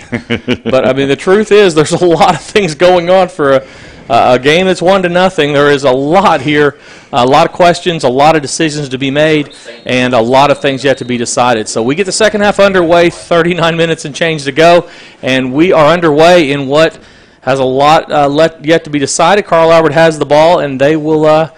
Try to get their offense going. Looks like we've got Lily Hansing now playing that one pushed up forward, and so a little bit more of a defensive posture as we head into the second half. Yeah, and I think the Titans are starting out a little bit more patient than they were in the first half, certainly more patient than they were at the end of the first half. And that part of that could be just nerves are calm now. They're in the game, and it could be because they've got a little bit of a safety win behind them. But they look confident on the ball. Yeah, if you're Carl Albert's coach, first-year coach, first-year math teacher over there, Coach Crooks, has done a great job getting her girls in the right spots, keeping them patient, calming them down after the early goal. What was your talk with your team at halftime? What was your main emphasis as you headed into the second half? That the team's still in it. This is still their game to win. That it won't take too much to even the game out, and then may not even take much to get ahead and to put the game in their advantage. And really, you just got to go back to fundamentals. Slow down the pace of the game, attack at your pace, and make sure you're connecting those passes. And that's what it looked like right off the kickoff. The girls making sure to get open, create open angles, and get those passes out. Yeah, taking advantage of their opportunities. Mary Kate gets it in the zone, kicks it up a couple of defenders there, and Ariana clears it out. She's done a great job. She was in our pregame scouting report, Elaine Hernandez, the junior center back, and she has been, as advertised, a very nice effort there. Good throw-in. That's one of the things we talked about early in the first half was the throw-in being an offensive weapon, and tried to use there. Good, nice save out of the goalie for Carl Albert again, who had a very good first half. Yeah, and you can see that's going to be the danger of this game is that now the goalkeeper's punt are going to go another 20, 25 yards down the field, and so that really creates an opportunity for our forwards and for their forwards to be able to get in behind that ball. Yep, sets up your offense for sure. And Riley Orton trying to wall off the Carl Albert defender. She bumped her, and Riley accidentally touched it, I think. So it'll be a throw-in out of Carl Albert off the far sidelines. I believe that's going to be Rachel Bond over there, a senior midfielder, who will be throwing that in. It'll be important to mark very closely in this box. You don't want to give them a lot of space to be able to just turn and get a shot off. Good effort there out of Avery Brown, who's had another solid game there from the midfield. That ball has run up by the building, going to get a drink of water. Welcome to the Oklahoma wind. There you go. Downwind is certainly a different element. And our girls are moving in. It looks like that's going to be a corner kick maybe because they're moving in like it's going to be a corner kick. And this will be difficult for Gabby to watch and seeing how this wind drifts back in towards her goal, so she's going to have to be on her toes. And first time we've seen a corner kick out of Carl Albert, so already seeing some things happen that we didn't see in the first half, and comes in low and kicked out. I think that's going to be a goal kick, though, so we avoided something there. That's good. And Gabby will now be kicking back into the wind, as we talked about earlier. Their goalie did a really nice job of being able to kick into the wind and clear it almost, 3/4 of the way at least to the midfield stripe. So it'd be important that Gabby's able to clear the ball out nicely, and she does. These are one of those 50-50 balls that the Chargers going to have to be really aggressive on. Battle there for the ball between Lainey Gray. I'm not sure why, or between Jalen Johnson, and not sure why she was the one that got the penalty there. It looked like they were both kind of going at it, but she gets called there, so it'll be a free kick for her for Carl Albert. Mary Kate heads it away. Ball pinballs a little bit.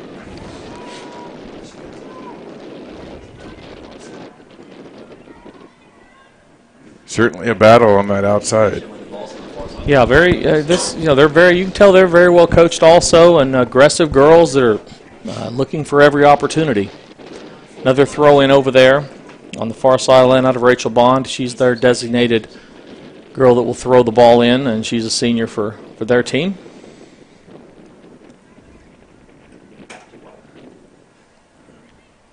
Riley Orton trying to clear the ball. Mary Kate then clears it out and up to Layla Ramanzada. And this could be a nice attack if she could get by one. Katie Ross going to try to clear it up here to...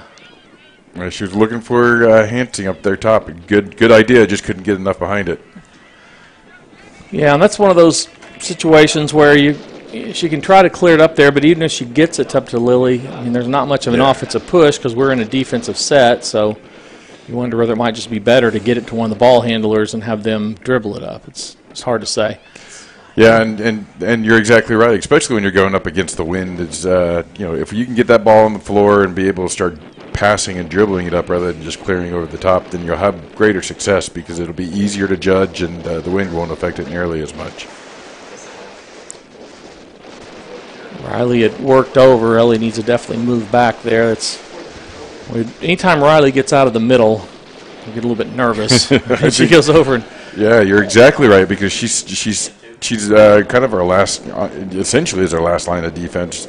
And if she's out of position, that means that there's some opportunity for the Titans. And somebody needs to get back. And exactly. Ellie was a little late getting back, and always makes you worry, especially if you don't have everybody in position when she goes and attacks the ball. So, but no harm, no foul. It'll be a throw in on the far sideline for Carl Albert. She kicks it up. Avery Brown trying to clear it.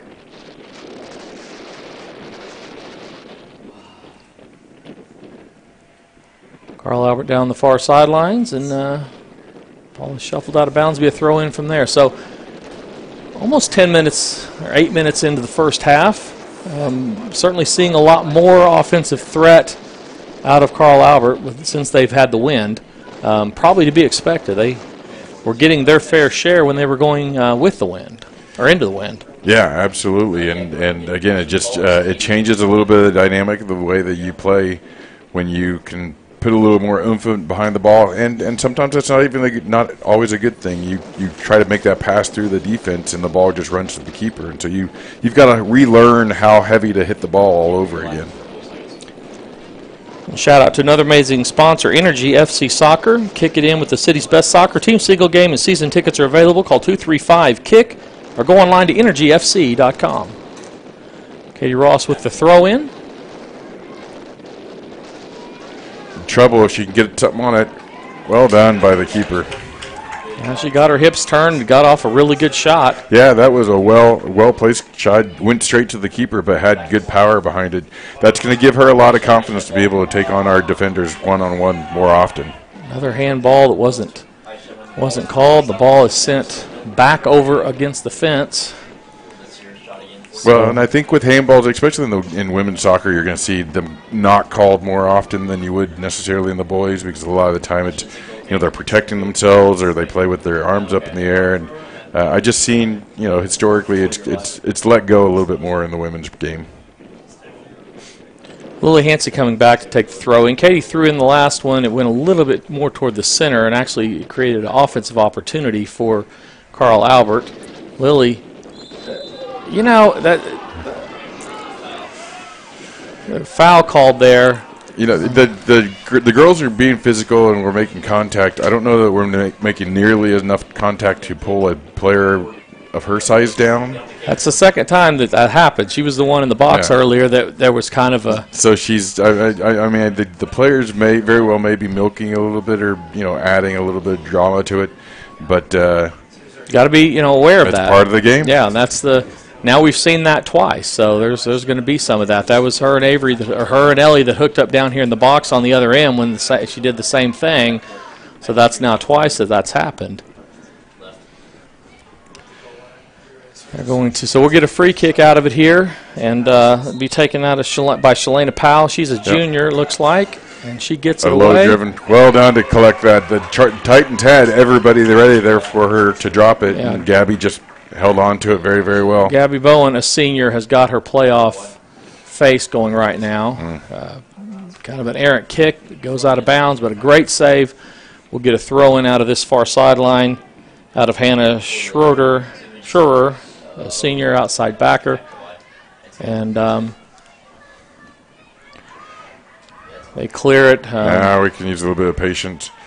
Good ball. Up. Very nice ball there. That was Avery Brown, I think, again. And she clears it up and back on the counterattack. So we finally get a little breathing room as we head under 30 minutes to go in the game. So 10 minutes here in the first half. Carl Albert certainly getting the best of the offensive pushes and a couple of good opportunities for them. But no scoring so far. If you missed the first 27 seconds, you've missed the only goal of the game. But you have not missed a lot of very, very good soccer out of both of these teams. Layla Ramanzada there with one of her imaginative shots with a girl hanging all over her. Very ambitious, a much better word. Shots from 30 yards out, handled easily by the keeper, and then cleared up the field. This is trouble here. And that's going to do it. Gabby had come out. Lainey Gray was dropping in, trying to stop the attack and get in the attacker's way. And I think if Gabby and Laney had kind of made a little bit more contact or communication, Gabby would have known to stay and kind of trust her defender a little bit more. But she came off of her line, and that's what the wind does for you. It gives that extra little speed to the ball that you can use those bouncing balls and get them a little bit more loft. A nice touch out of the Carl Albert forward to loft the ball over Gabby's head. So with 29-23 to go here in the game, we are knotted at 1. Well, and a good challenge by the Titan forward. You know, she was not going to let Laney push her off the ball, and she was able to get her foot on it. Yeah, you're right. It was just one of those bang-bang plays that I think the defenders probably had it, but it was a tough one. I mean, Gabby had to make a split decision, and it took just a great lofting shot to get it over her head to get it in the goal. So, and those shots are so easy just to put it over even the entire goal. You know, you get underneath that ball, it's easy just put too much power on it and shank it out of the way. So she did a good job of handling that one. So 1-1, ball goes out of bounds, far side. Laney Gray with the throw in to Jalen Johnson, over to Avery Brown, and then sent in by Carl Albert. It will be rolled out of bounds, and it'll be a goal kick for Gabby Bowen. So now it's going to be even more critical. I think Riley Workman's a little bit caught out of position on that one, so she's going to really have to step up her game to make sure that she doesn't give the Titans any more opportunities. And I mean, I'd almost have to feel like we got to roll Ramanzada back to the top in order to give us a speed opportunity up there. Yeah, it's we haven't had a lot of offensive push since the beginning when we basically moved Layla back off of that top position. Now that we're tied at 1, we'll see if there's any changes or if we just stick with this and see what happens here. Well, and yeah, exactly, and you know, that's the one thing is we haven't really talked about Layla much during the game, and she's usually such a pivotal part of this game, and the number of touches she has and the opportunities she creates. She really hadn't had the ball at her feet very much, and I think if the Chargers are going to get it back ahead, that she's got to be involved. So the ball's taken back by Carl Albert here, right at the mid-stripe. Nice little push there, and here they come again. That is just I don't know how that is not a push down. Yeah, that did look like a foul to me. I'm not sure what the referee saw differently, but he's letting them battle it out. Yeah, it's a playoff, so yeah. And as I said before, long term, but physical play should not hurt us. I mean, we definitely are a physical team. Here we go back on offense. Yeah, and you can't make those mistakes because it creates those opportunities where they can take shots and a crazy bounce or something like that, and that could be 2-1 Carl Albert. Chargers have to be much more secure with the ball down in their end of the field. Mary Kate's going to take this one, and this is a good opportunity here because she will take it up. A little bit of a give-and-go attempt there we talked about. And I think that's just fatigue right there. I think she knew she didn't want to take that shot, but she just didn't have the energy to bring it down and dribble through a couple more people. Yeah. Back over to her here, so hopefully she's recouped. Yeah, I think usually when that happens, it gives you a little bit more discipline in saying that you can't waste opportunities like that. She's telling herself that she needs to be more and get a little bit more deeper and a little more involved. So we're going to get a corner kick here. An opportunity for Layla Ramanzada to send it in here. See if we can work something out of this.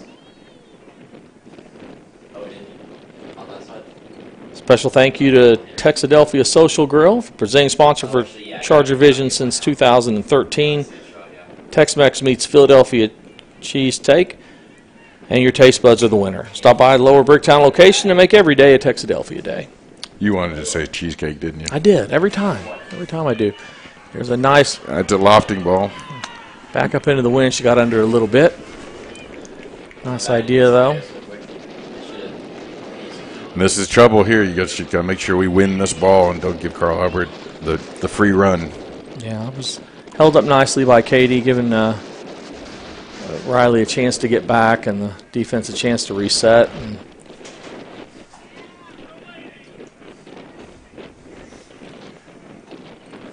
they're closing down the Chargers pretty quickly when the Chargers get possession of the ball, and so they're just going to have to get it off of her feet and make some of those passes. That'll come out. So Gabby handles that nicely, and under 25 minutes to go here in the game, Gabby punts the ball away. She's trying to overcompensate a little bit for kicking it over here out of bounds a couple of times. Kicks it out of there. She's working on her punts a little bit, so Carl Albert will have the throw in off the far sidelines. And it is not easy to kick punt into the wind, as any football punter would tell you. It is not, and once you do make the same mistake 2 or 3 times, you definitely, it's like golf. You hook the ball 2 or 3 times, you start fading it right a few times. Overcorrect a little bit here and there, and then all of a sudden you're putting it way out of bounds. Yeah, so she'll hopefully work through that, and doing anything like that into the wind magnifies your mistakes. There's another physical play that's knocked down. Looks like we'll get a goal kick out of it. I think Gray's been knocked down a bunch today. Should be sore tomorrow. She is going to feel this game, that is for sure. I think Layla's going to come back and take this one. So, yeah, and it might be a good idea to move Lainey Gray up to the top and Layla's kind of swap Layla and Lainey Gray in position, put a little bit more fresh legs up top, a fresh look up top, and give, I mean, Layla's just a beast of a player, and give the attacker somebody else to try to get past. Yeah, the offensive push certainly hasn't been there since we've made a little bit of a modification from having the athletic person up to having a more offensive-minded athletic skill set up top. So yep. And as fatigue sets in, I mean, that becomes the question. You got to have somebody with the athletic skill set that's not quite as tired up there that can, if you're not going to have 2 or 3 of them to work together, you need one of them that can beat a couple of people by themselves. Well, and Coach Brewster doesn't want to spread herself thin up top or in the back by adding more players up top or to overcompensate or compensate for the lack of attack that we're seeing right now. She's got the players on the field. I mean, you can move Riley Orton anywhere. You can move Mary Kate Magnus. Of course, Ramanzada you can move anywhere. You just need 4 more. Yeah, you just you've got them. You just, where do you put them? Exactly. You don't quite have enough to have them everywhere, so you kind of pick your poison. What do you say? Here we go down the right sideline. We get the ball back in their zone. You try to put something together here. Yep. And just now it's a matter of just getting the ball, controlling it, and you're already in an attacking position, so slow it down and see if you can create an opportunity. You got to get possession of the ball, though. I was going to say, that looked like another foul on Lainey Gray. So. It's a little hard not to call that foul with the elbow swinging like that. So I think referee's going to have to be a little bit cautious or a little more attentive on what's going on out there.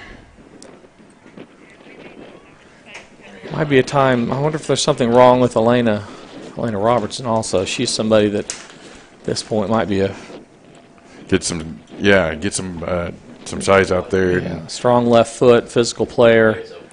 She can definitely center it and give them a little bit of an offensive push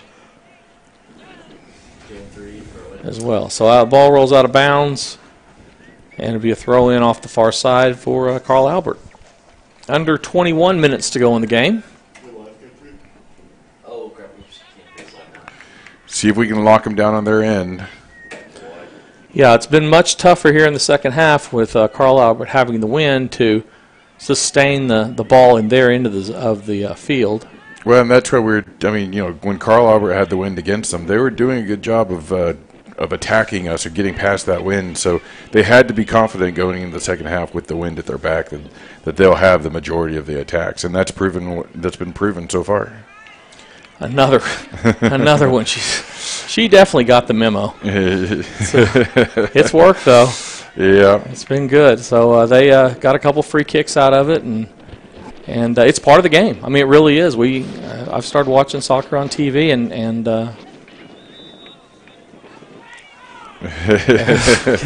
Layla holding her hand out like, who, me? I don't remember. That was foul Layla against Chloe Pratchell. Chloe's one of the captains also. She's a senior. I mean, the two seniors certainly have played a lot of soccer, and they know that, when you put the pressure on the official, I mean, sometimes they have to make a call. Yeah. And it gets these type of situations where you get your big legs in a scoring position where everybody's going to be rushing toward your opponent's goal. I'm sure they've had a lot of success in this exact type of situation. As we speak, Elena gets up off the bench. She's going to be coming in the game. Watch Gabby on this one. It's going to be right into the wall. Hits Mary. Uh-oh. Yeah, he's going to let it play, but Mary Kate. Yeah, Mary Kate. I don't know where that hit her. I don't want to look like it might have hurt. Maybe in the shoulders. She looks like she's going to shake it off. But, yeah, it looked like I could have been real close to hurting. So. Yeah. And with all that, we get a goal kick. So, and as you said, Laney Gray moves up to forward. So we are going to at least tick a little more toward an offensive set here. Yep. They're going to go ahead and go a little bit more defensive with Avery Brown going back to play some defense. And Layla Ramanzada back to play some defense. Yeah, it'll be interesting to see where Layla settles up. Boy, those bouncing balls, they just make you nervous. They hit a weird grass patch, and all of a sudden they're headed in a different direction. Yeah, says the goalie's father. Exactly. He's seen it before. It's definitely tough to handle, but Gabby does a great job again. She's had just a really, really good game today. The one goal that they scored, they really made a good play on. Yeah. So good change of field by Carl Albert. Crossing there and knocked away nicely and spun out there, kicked up to Mary Kate, and we're off to the races here with maybe some fresh legs here if we can get the ball through here. Great job by Mary Kate. And she's trying to split here. Called a push in the back. Oh, my God. Okay. Yeah. Boy. Mary Kate's got to make sure that she doesn't aggravate the ref. Yeah, I mean, it's hard to stay consistent because both teams are very, very physical, but we've seen some stuff let go. Well, and what the ref is looking for is that arm kind of pushed out from their body, and Carl Albert's done a really good job of using their hips and using their shoulders. Now they'll come into you like a rhinoceros, but they keep their arm down, which makes it harder for the referee to call on those. Boy, great play there by Riley Orton. The ball went into the box. She was very, very patient, and then when the Carl Albert forward came around her, she kicked it right into her shin and then out of bounds for a goal kick. I mean, her level of skill is just really, really strong. You can tell she's played just a ton of soccer and will continue to play a ton of soccer. Yeah, she's already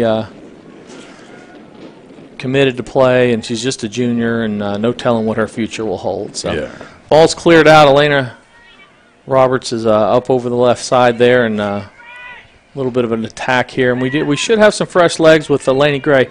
So I said, just a freshman, but especially early in the year, scored a bunch of goals for the Chargers, and then moved back to defense for the middle part of the season, but as the season went along, she played some more forward, at least late in the games, and still was productive offensively. So certainly knows how to get the ball in the net and can get it done there. So we'll see if that comes to fruition again. 16:12 to go here in regulation.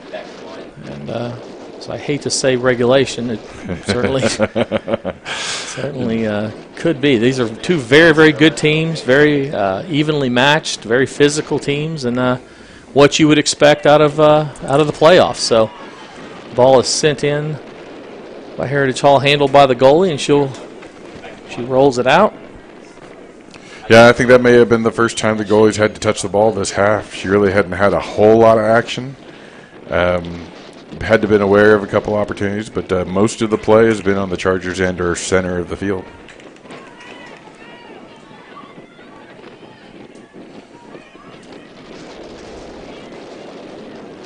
Wind's going to blow that one a little heavy, so helps the Chargers out there. Ball rolls up and out of bounds toward the fence. Gives us a chance to thank Heyday Entertainment. Honestly, like to thank all of our sponsors this year supporting Heritage Hall Soccer. Heyday Entertainment's packed with family fun, bi-level laser tag, arena, bridges, ramps, mini golf, ropes, course, arcades, arena, pizza, and more. Lower Bricktown and Norman locations. Go by, watch the game, and enjoy all of your activities the Heyday way. Heyday Entertainment. Yeah, wasn't for the sponsors, they wouldn't be able to listen to our golden voices, so we appreciate that. No, absolutely. Yeah, we appreciate everybody that sponsors Heritage Hall broadcast. There's a lot of grandparents out there, the away teams, teams that travel from a long way away. A lot of people can't make the journey, and I know that I've been out of town before and wanted to watch the game, and I have one son that's in Chicago and want to watch my daughter play. This is how we're able to do that. So it's amazing. Appreciate all those sponsors for supporting ChargerVision. Carl Albert clearing out of the box. Opportunity. Kind of a mistake there, and now handled here. Layla Ramanzada collects it, centers it, and she was offsides. Called her offsides. Oh, unfortunate there. It looked like a great opportunity.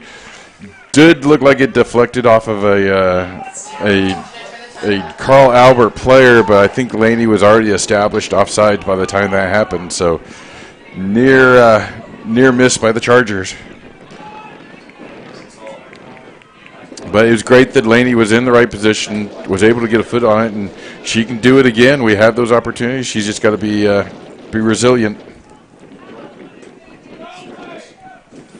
Yeah, good opportunity. Just a little bit offsides. Very, very close. Riley Orton clears it back up to our offense. Boy, you just hate those. You think you get the thrill of getting it in the goal, and then all of a sudden you look over and referee's got his flag up, and you know she wasn't offsides by much.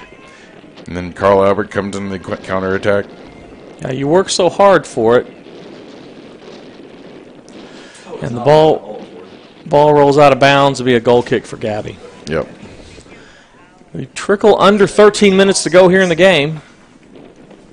Regulation. And Heritage Hall definitely with a little more offensive spark since they moved Laney Gray up. Just having another offensive threat that knows how to get it in the goal is certainly going to help them. And if you look out there across that lineup, I mean, there's a lot of girls that can score. Oh yeah. So and defensively they've got pretty strong team too. So handle these, but it's all right. That was handled well. Yeah, we handled it well, and you can tell that the Titans are starting to get fatigued a little bit. They're not chasing those balls, trying to challenge the keeper nearly as much. Yeah, they've had, I think, one substitution. They substituted Simone Gray, the senior forward, in early in the first half. Other than that, their substitutions have been about what ours have. I think they've played about 12 players. I think we're 12, maybe 13 at the most, 12 players also. So it's playoff time. You gotta figure out a way to push through it and figure out a way to get a goal. Nice play there by Jalen Johnson to steal the ball up to Laney Gray. Good battle in the center. Can she get a foot on? Oh, just Very almost. Really good turn by the Titan defender. Avery Brown over. So both teams trying to establish something offensively. Jalen just missing that ball, intercepting that pass. Now here's where Riley's got to communicate with her defense. Pile of girls over there along the far sideline. A lot of bodies flying around. Ball heads out of bounds.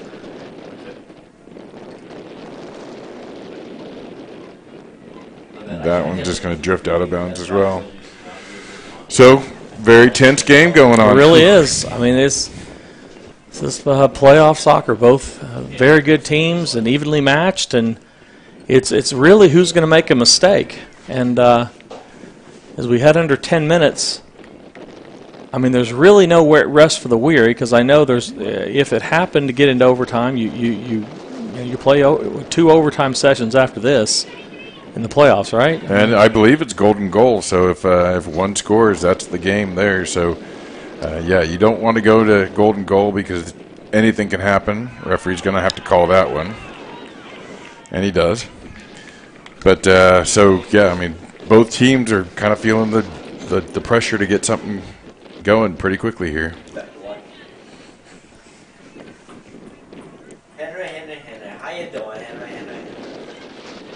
The ball's sent up here to Mary Kate. I mean, they do have some offensive girls up here if they can push up. And Jillian's wide open if she can find her, and she wanted to pick out Ramazad in the center.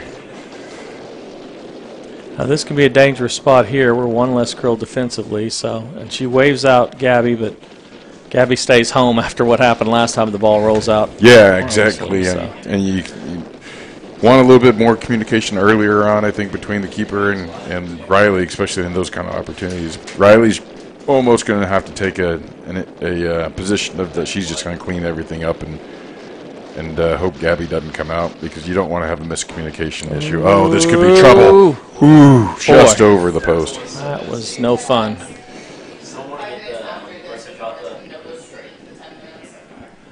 So the ball heads over the goal. Another goal kick here for Gabby as we head under 9 minutes to go in regulation. That was close. It really was.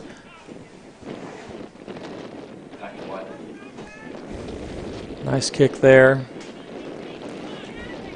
Oh, she is offsides there. Did nobody call that? Doesn't look like it. Okay. The ball rolls out of bounds there, so another goal kick for Gabby.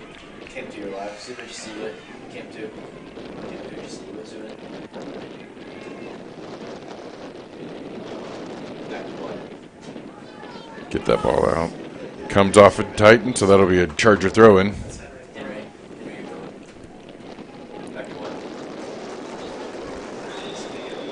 And again, that arm getting pushed away from her body. That's what the referee's looking for. Yeah, that is the one thing he definitely calls. I mean, there's a lot of pushing, but if that arm comes out, he definitely calls it. Yeah, so he's not going to let that slide. It's going to be just got to put a little more shoulder into it. So it'll be a kick here. A low driven kick. Job by Layla to stop that one. And a floater that just will end up going out of bounds. So under 10 minutes. 7.5 to go. And honestly, we have not had that many opportunities into the wind, and we're a long way from overtime. But getting the wind in overtime, if we get to that point, definitely going to be a big deal. Yeah, I think that'll be fairly critical for either team, because more for us than them. Yeah, absolutely. I think that everybody's tired already, and then to have to play another 10 minutes fighting against the wind, it could take whatever's in their reserve out. Yep. So the ball heads out of bounds again. We trickle under 7 minutes to go.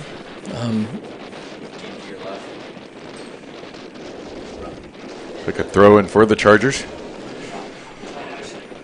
Honestly, great job out of both of these teams. They're both very well coached and very physical play. I mean, we've heard a lot of yelling and screaming out of the fans and stuff. You're going to see that in every game just about as well. So. Especially in the playoffs. Yeah. But the reality is both teams and the girls on both teams are putting the officials in some tough spots because they're both physical teams that are playing well. So it's going to be highly contested, and that's what we're getting. It's a game that is played at a high level, and both goals that have gone in have been very, very good goals, and we've had some great goal play out of both goalkeepers as well. This is a great opportunity here if Laney can get there. She can keep going. The referee or the challenge the keeper. Just keep the pressure on them down here. Riley's going to let Gabby come out and collect that one. Yeah, that was Elaine Hernandez again with a nice defensive play. She is one of their better defenders, and she has been as advertised today. She's been very, very good. Yeah, she closes down that space very quickly. Yep.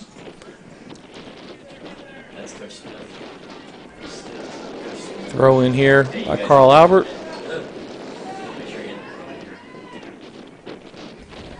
A little bit of a stab by the Chargers. Now there's dangerous opportunity for Carl Albert. Again, she gets under that ball, but we can't let them do that too often. It's going to hurt us here very, very quickly.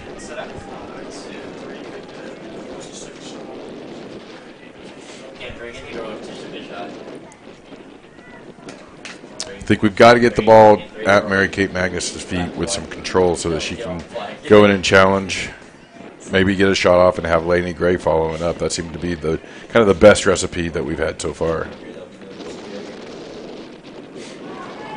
Called a corner kick on that. I'm not sure how that was a corner, but okay. It looks, I guess, might have been deflected off of Charger. One of our Chargers. So big corner kick coming for. Sent in. Oh, don't let that drop in the box. Oh, goodness. That was a very acrobatic shot, too. It was, yeah. She got on top of it, and a nice hard kick out of made a good volley out of it. It was out of one of the defenders out of Carl Albert. Can't get her number, but nice shot out of her. Looks like 16, maybe. Taylor Edie. Yep, that's right. Junior, senior backer.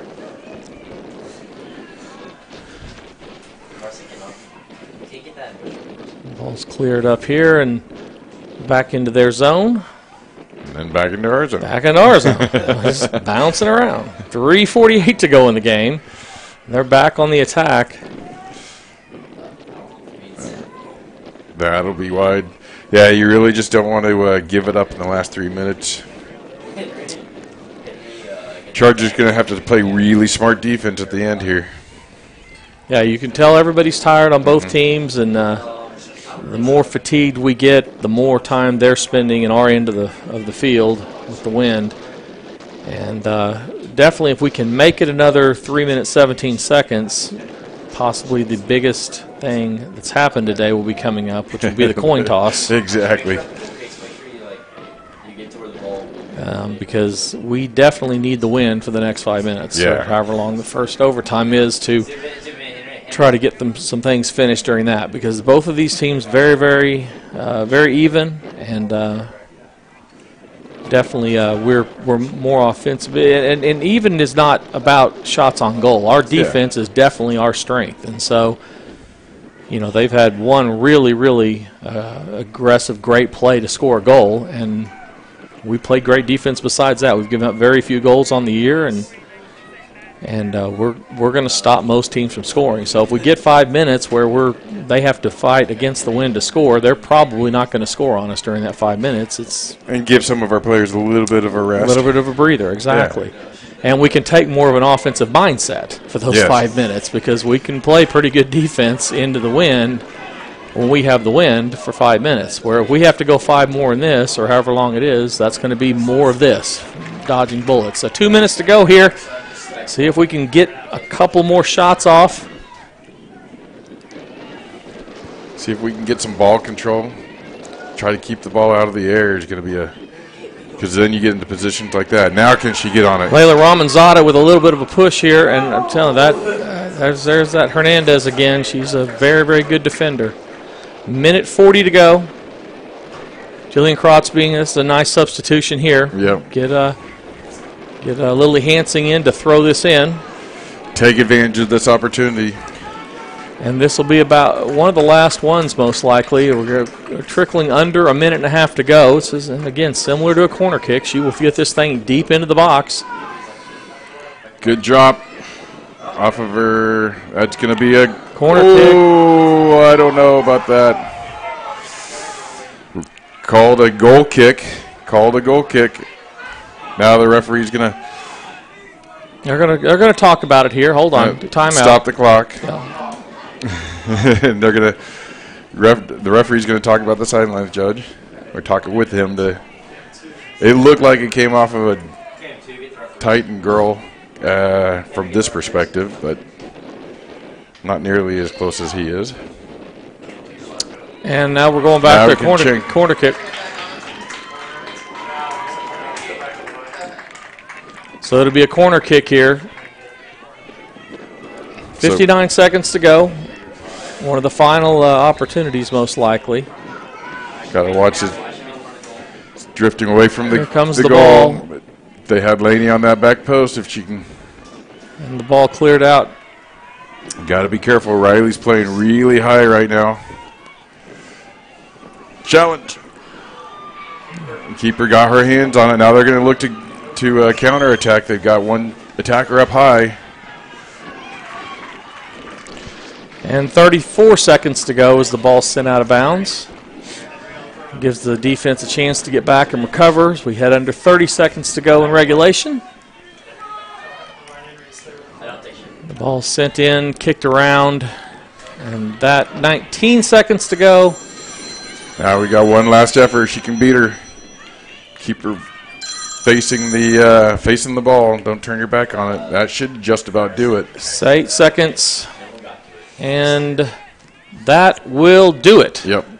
So end of regulation. I guess we should expect nothing left. We said before the game that these were two evenly matched teams with evenly girls with similar skill sets, and that we should expect a very close game. And that's exactly what we got. We got two great goals, two great sets of goalkeepers that had some highlight reels, and some absolute excellent play for regulation. And so we are finished with regulation, and it is all deadlocked at 1. So as we head into overtime in high school soccer, it looks like a 10-minute overtime session. And Brian, do you know how this works? So traditionally there's 2 10-minute overtime sessions, but it's golden goal. So the first team to score wins automatically at that point. So it's really kind of, you might as well just try to understand that you got to score or you're going home. So next goal to score wins, and so the biggest thing coming up is the coin toss right now, which is taking place at midfield. And who won? They did. I think it looks I'm like they did. 99% sure they won. They kicked the ball their way, and they pointed downwind. So we will spend the next 10 minutes defending into the wind. And so you can see how hard that wind is blowing. I mean, the girls' shirts are flapping in the wind, and it's a healthy wind down there right now. And you said there are 2 of these? Well, there's 2 of these if as long as nobody scores. Exactly. And then after that, it's a shootout, and everybody loves shootouts. Well, we're hoping we're not going to do that. I've weighed way too much, and I had donuts today, so there's not going to be a shootout. My heart can't handle that. So we're going to take care of business well before that. But for the first 10 minutes, it's going to be into the wind. So we're going to play 10 minutes. Carl Albert won the toss, and they will get the wind here. So very similar to what we just saw in the second half as far as the direction we're going to be going. Carlisle will be going from your right to left, Heritage Hall left to right. Next goal wins. So it is score or go home. We are down to that. It's right in front of you. Score or go home. It'd be interesting to see what Coach Brewster does with our lineup. It looks like she's going to go right back. No, she's not. She's going to leave Laney up and put Ramanzada up and really go offense first into the wind and just say our defense with these 4 girls back should be enough. I honestly don't think that's a terrible idea. You've got, Riley Orton is possibly the best defensive player in the state, and although they have been dangerous offensively, if we're going to score, if there's going to be a score in this 10 minutes, it's going to have to come with multiple girls that can score playing in an offensive position. So we'll see. I'm certainly no expert, but that's well, no. I mean, I think don't let the game get to a point where they can build an attack and score, and let's just put it away right now. It's that, or hold on for 10 more minutes and then take your chance in the next 10. It's one of those two. It's So the girls, it's going to be critical. The strong defense, make sure you're marked up, make sure you're aware. But if we can put consistent pressure on the Titans, and not give them opportunity to counterattack, then just control the game. So we're underway, 9:40 to go, and I'm sure that she has instructed Layla and the other girls that are vacillating between forward and defender that they need to work back if the ball works back, and at least for this first 10 minutes, have pay attention to playing both. I think try to use Laney's speed up top here and. That'll be a handball. try to get Ramanzada engaged. I mean, she really hadn't played a whole lot of a big part of this game, and I think this is the time for her to step up. And 10 minutes will go fast. Yes. I mean, we're gonna, that's the thing. If they're gonna mount an offense with the wind, it's going to come pretty quick. So Hernandez here will be taking the free kick here off the handball. She sends it in across the field, trying to change the field up. Yeah. Battle for it over there, and it'll be Heritage Hall throw-in down the far sidelines. Yep.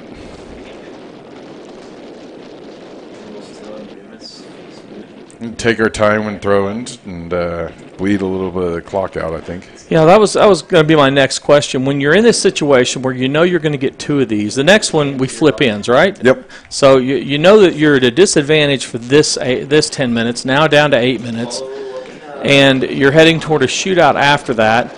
I mean, you have to although Gabby has not performed great in the few shootouts that we've had, I mean, you are 10 minutes with the wind. You have to like at least a little bit. You certainly give us the advantage over this 10 minutes. Do you play a little slower on this and try to get it to that next 10, or do you just play normal and here's a deflection, and she's going to shield the defender or the attacker very, very well. But no, to your point, I think you go ahead and, if you can bleed a couple of seconds here, bleed a couple of seconds there, get your team to a situation where the wind is at your back, then you do that. We've seen in this game with the wind in your back, both goals came to the team who had the wind in their back. So it is definitely an advantage in this game right now. It seems like she's said yes and no. She said, okay, we're going to go. Look, this could be dangerous here. Shot across and out. Seems like she said yes and no. We're playing a little bit slower, but she's also said, I'm going to put an offensive lineup out there. She said, I'm going to get my aggressive scores toward the forward position so that if I get a couple of opportunities up toward the top, I want to be able to take advantage of those. Yep. But also be in a situation where we're not going to, play really, really fast. So, when you're in overtime, I definitely like the opportunity of having girls up top. I don't know. I don't know. As soon as I say that and they score, I'm going to wish we played everybody on defense and said, let's get to the next 10 minutes. You know what I mean? Yeah, it's hard to judge that because, some people believe that, the best defense obviously is a good offense. And just make it to the next 10 minutes. You take your chance in the next 10.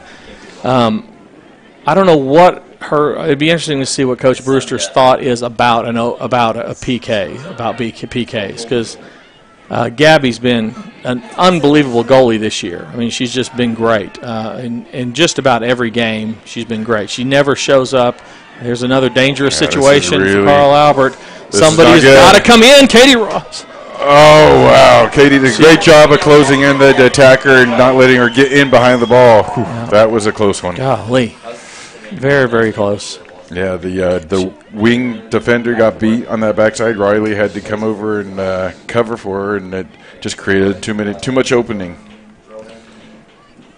Yeah, she's saying again that girl's fallen down about 4 times. And that's what that is. But there were stoppage of play. Yeah, I'm not sure what the stoppage is for. I don't know either. The official is going. Oh, removing people from behind. Yeah, that's a Carl Albert. I guess there's a photographer. I see. Yeah, so I think there's a photographer, maybe a media photographer, and maybe his assistant.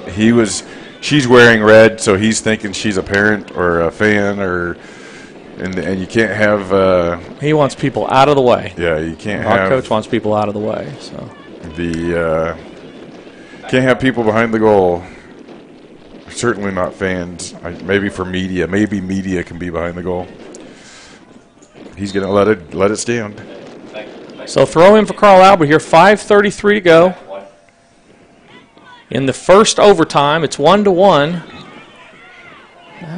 That ball didn't go all the way over, so I'm not sure what that referee's seeing, though. And the referee's not paying attention right now as he's talking to Coach Brewster. So little bit of a dangerous chance here. Good turn by the Carl Albert player. Now couldn't get her hips around, but again, she's she's done that a couple of times. She started out on this outside, done a spin on the ball, and then tried to get it a little bit more inside to get a shot off. So another goal kick for Gabby. A lot going on. Got a lot of different storylines. So there are. So Gabby's going to goal kick as we head under 5 minutes. So halfway through the first overtime, and out at the midfield, Riley Orton takes it. She clears the ball up toward Mary Kate, corralled over by Carl Alberts and across the field, and that one's going to roll out of bounds. Yeah, so. And that's a heavy, heavy pass there. I think she'd want that one back. I think we take our time, make an effort to get the ball, but you don't have to be sprinting towards it.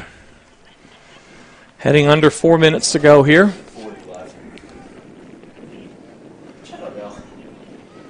It'll be thrown in along the far sidelines. You can tell the girls are just worn out. They put a lot of effort into this game. A lot of them just standing around waiting to see where that ball bounces. Now can Laney find some space from that defender?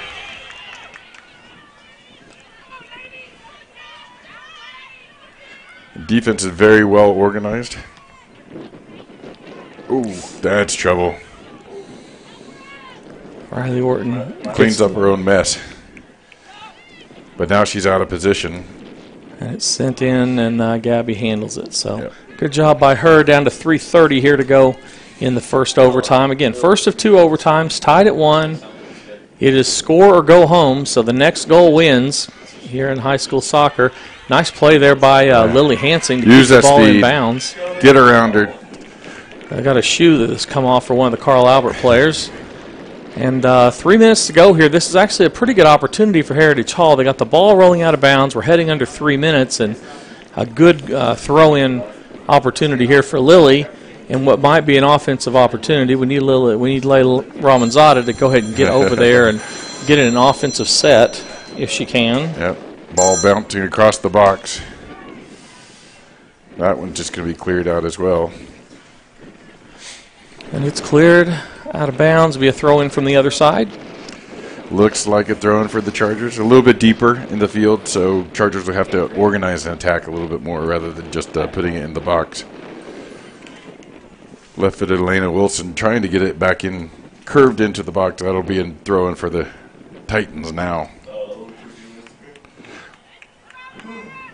Lainey Gray's in that center. If they can feed it to her feet, she's got a lot of space. Riley Orton doesn't want to give that forward very much room. Mary Kate just doing a great job of battling her midfielder. So down to 2 minutes to go here in the first overtime. It's been a little bit better for Heritage Hall. Here's a good opportunity here. Laney's got some speed. Can she get her feet on it? Oh. And no call there. And we got girls down. Yeah, a lot of bodies down. Ramanzada's down. It looks there's a penalty called here too. It looks like. I think he was stopping time for the injury.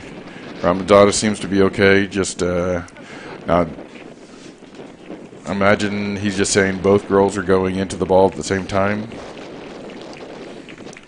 Looks like both girls are up and not hurt. That's good to see. Yeah. At this point, you definitely don't want an injury out of anybody. I mean, it's been such a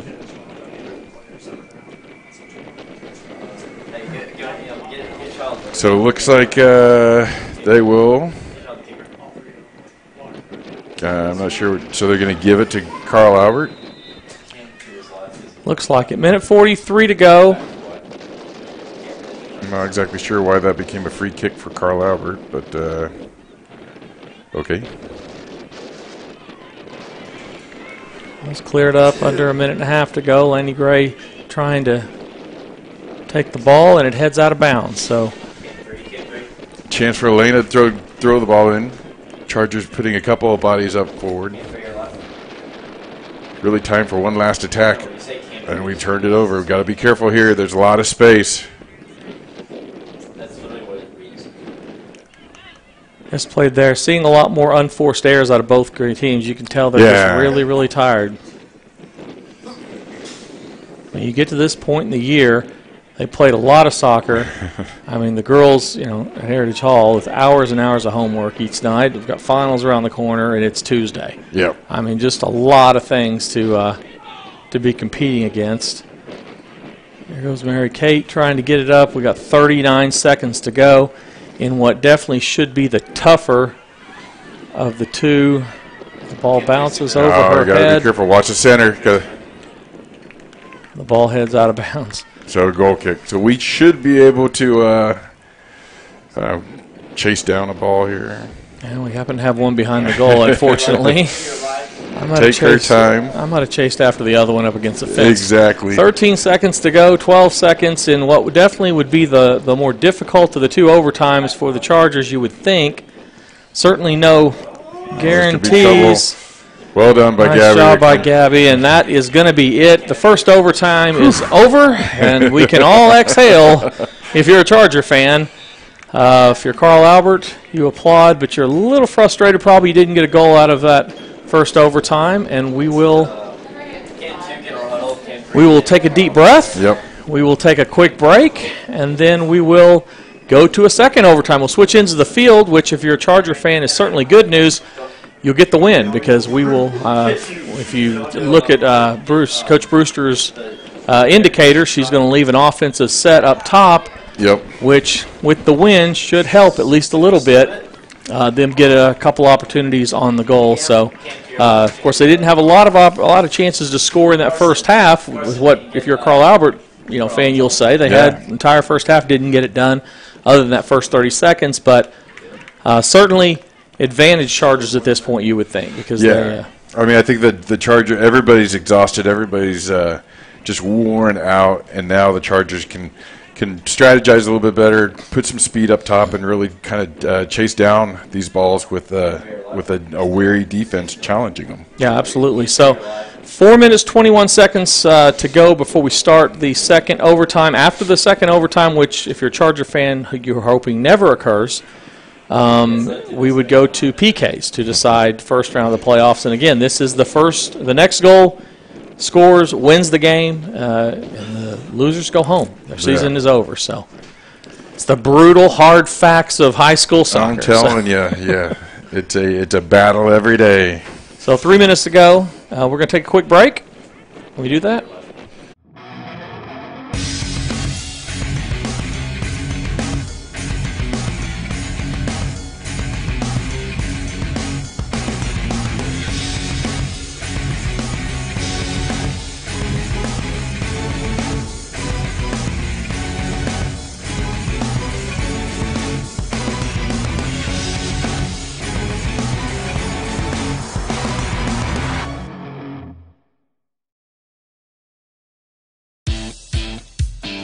You're like most of us. You've got junk in your garage. Heavy junk. It's taking up space. It's collecting dust. Here's a thought. Do something about it. While you're at it, let's clean out the shed, the spare room, maybe a little more in the garage. Big or small, just point and it's gone. Junk Boss. Your junk goes here. All right. And we are back here at Heritage Hall, and if you've just joined us, you have missed a doozy of a game. It's girls soccer tied up at 1. It is the playoffs, Heritage Hall and Carl Albert, and we are heading into the second overtime. We would have expected nothing less when you looked at the scouting report. These two teams very evenly matched. The talent level very similar. They're both very well coached, and they're both very deep. So if you have an underclassman, a child, or nephew, or niece on either one of these teams, or granddaughter, whatever, this may not be the last time you see one of these teams because they both have very, very good athletes that are younger as well. So, and for these seniors, they are trying to continue their season and continue their career in some of their cases, and we are not finished yet. So 1-1 scoring recap. We had a goal in the first 27 seconds out of the Chargers. It was tied up in the second half out of Carl Albert. We played one overtime. There was no scoring there. Carl Albert had the wind in that first overtime. They did not get a goal. And now we are into the second overtime. And Heritage Hall has the wind. Lineup change. Brian, what do you see different? Well, I mean, I don't know that I see too much different. Lily Hansing's still up top. She's got Riley Orton still in the back. It is a little more offensive. She's got Ramanzada up top as well with Lily, so she's kind of going with the standard formation that she's used all season. Well, the little bit of the difference is that she's put Lily Hansing back up in that forward role and put Lainey Gray back on defense here. What do you make of that? Well, I think that she wanted to give Lainey maybe a little bit of a break and just make sure that we had the bodies back there just to make sure that Carl Albert doesn't get that lucky bounce, take advantage of a little bit of speed back there.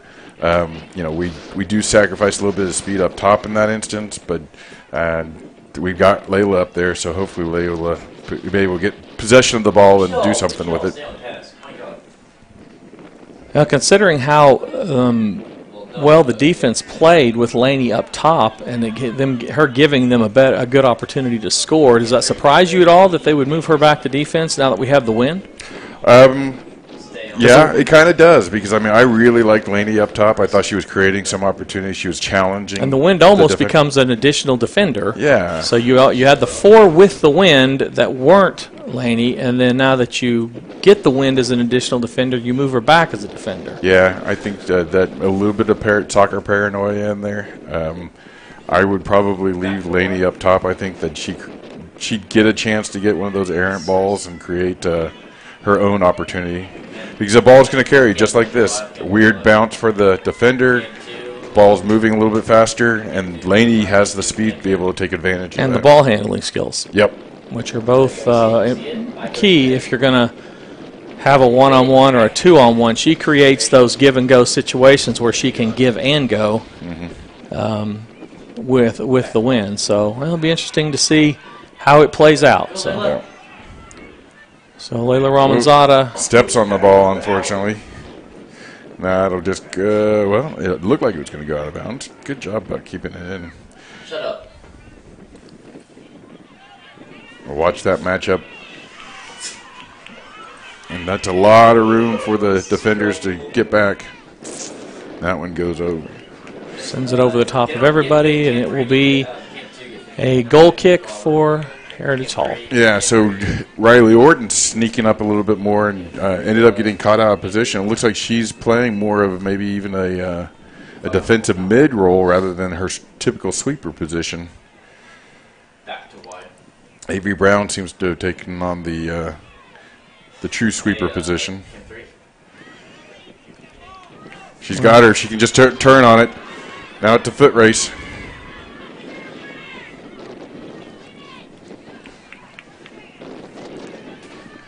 Ball is taken by the goalkeeper. Now it's moved out here by Carl Albert.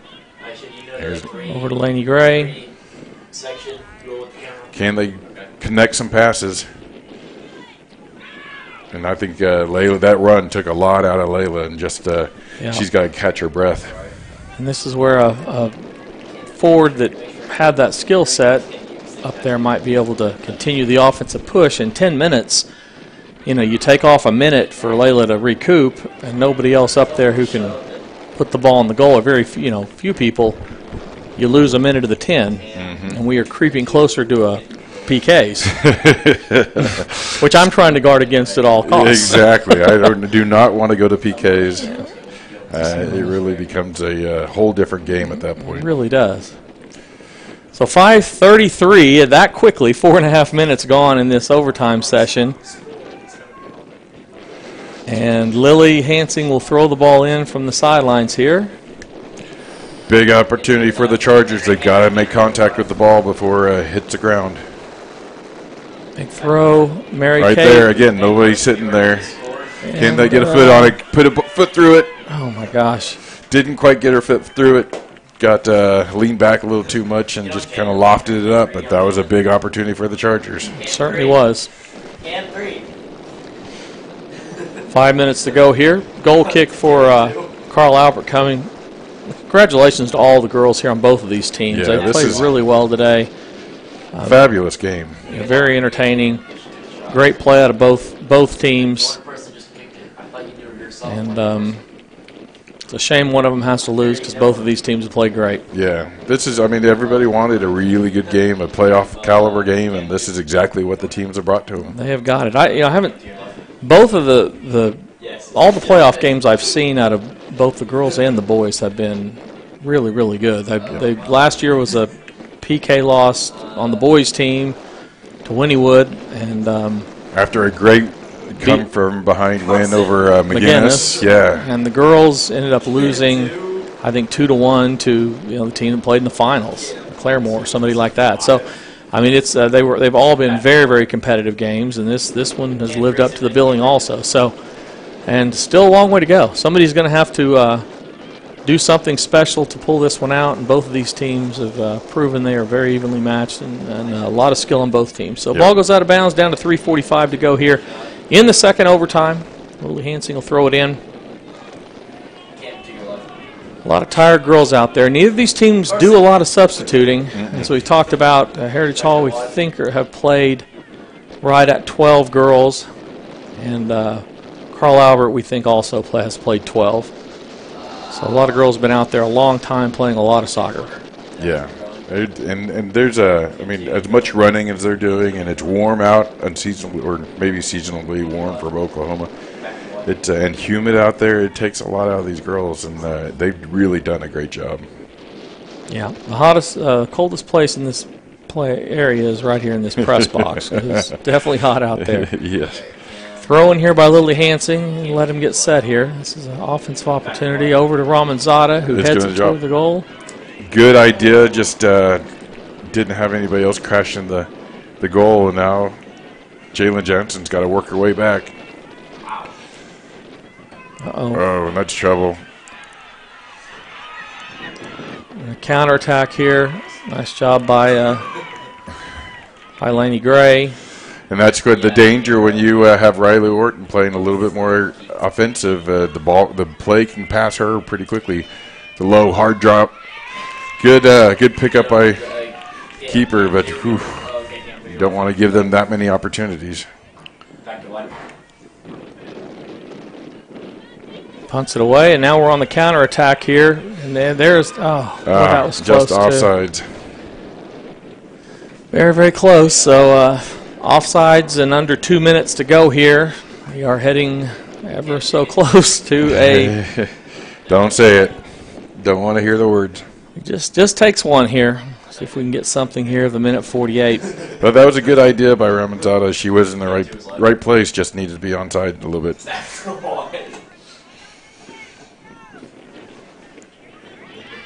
Midfield is just worn out. You can see the girls just not really sure how to get involved in this game.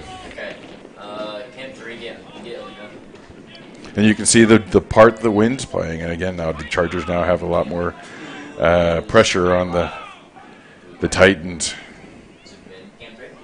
So with a minute 14 and counting to go, do you probably press up here, right? Or do you not? I mean, at some point, it's going to be tough for them to. I'd be a little bit careful. Riley does a good job about coming back. Now that's a dangerous ball. And it's a free kick. 56 seconds to go here. The clock's running. They call a foul on Riley. Now you got to make sure to drop your bodies in quickly. Don't give them a chance to play quickly.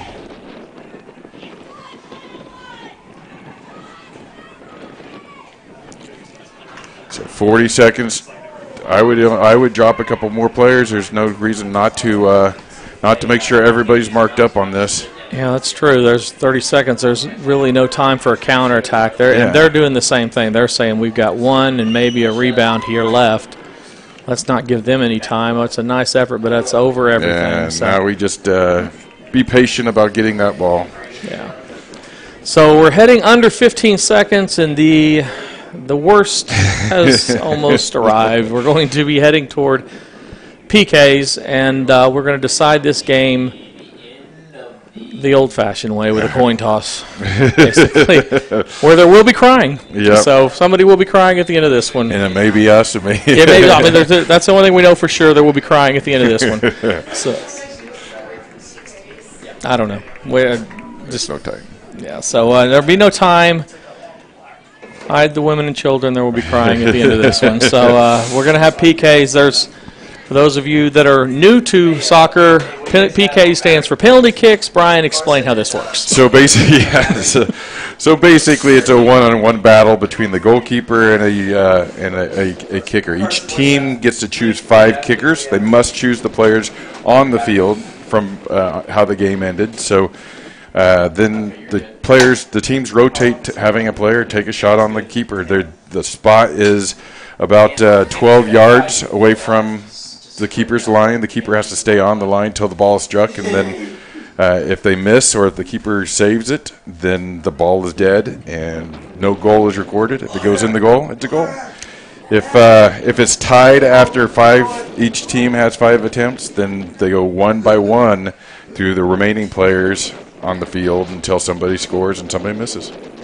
And that's it. It's just cutthroat. Yep. This is how we do it. So it's a guessing game for the keepers, and it's an accuracy game for the kickers. And honestly, at this point, and I've said this before. We both have had your son. Actually, we talked about this before, but your son is a goalkeeper and a college goalkeeper right now. My son played goalie here at Heritage Hall and is a college football player. But if you get to this point, it has very little to do with who makes it and who stops it as a goalie. The game should have been decided long before this. You go out and do your best, and hopefully something good happens to your team, and hopefully you execute, and hopefully the other team doesn't get something done. So that's the best you can hope for. But it is a lot more luck at this point than it is skill, in my opinion. Yeah, no, I think you're exactly right. Because if it's a game could hinge on a keeper guessing the right way and the player guessing the wrong way. Yep. It can hinge on a player just mishitting a ball. There's so many different things that can go wrong with penalty kicks from a team standpoint, and not nearly as many things that could go right. Unfortunately, there's going to be somebody upset that thinks it happened. The goalie who loses will think that they take on more responsibility than they should. And this is another opportunity. This is another great opportunity for a sponsor, by the way. Another great opportunity for a sponsor. Yeah. We need probably an ice cream shop for the losing goalkeeper, a spa or nail salon, pedicures for the losing person who kicks the law. We need to reward the person. We got sponsorships all over. Up, yeah. And we can. PKs are brought to you by Bella Luna Salon, that type of deal. Right. And then you start showering the losing whatever with gifts because it wasn't as much their fault as they're going to take home with them. So, and there will be crying. We can get somebody who is crying to not feel so bad because it's ridiculous that the game hinges on this. But this is it. I didn't make up the rules of soccer. Well, and it's just so magnified because it is a playoff game. If this was regular season, okay, you learn your lesson, move on, you got that loss. But now it's there's so much pressure on that field right now for those players. Yep, and this is and the other option I guess is play until tomorrow because these two teams. There's a chance we could be playing a long time. Both these teams, as we said, very evenly matched. Both very good teams, great skill sets, and we were treated to a great night of soccer, win or lose. Both teams. Congratulations to both of these squads on a great year, a great season. These seniors for Heritage Hall. In particular, we want to thank for everything that they've done for this program if things don't happen to go well. And if they do go well, we were the first to say we knew it would. So exactly. we'll see them next week. So, all these girls have put it on the line all day long and played a major part in the soccer program here. So it looks like Heritage Hall will shoot first. Is that what? No? Yeah, it looks like Heritage Hall will probably shoot first. They've chosen to shoot into the wind, which is a little bit of an interesting pick because it gives the keepers that millisecond extra time to see the ball. Riley Orton will shoot first, which is also another interesting pick. She actually has ice water in her veins, as everybody knows, but she is a defender for us. So that is an interesting deal, although there's nothing that surprises me about that because she is top to bottom our most complete player. So Riley will go first for Heritage Hall.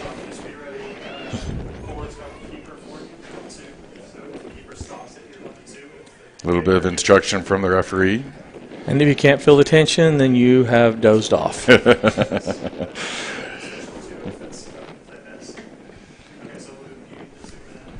All Riley's got to do is make the keeper work. Put it on frame, make the keeper work. Yeah, that seems to be, I've asked a few people, the strategy is you pick a spot and just go with it, right? Yep. I mean, that's just all you like can that. do. So right 1-0. Keep it simple. 1 for Heritage Hall.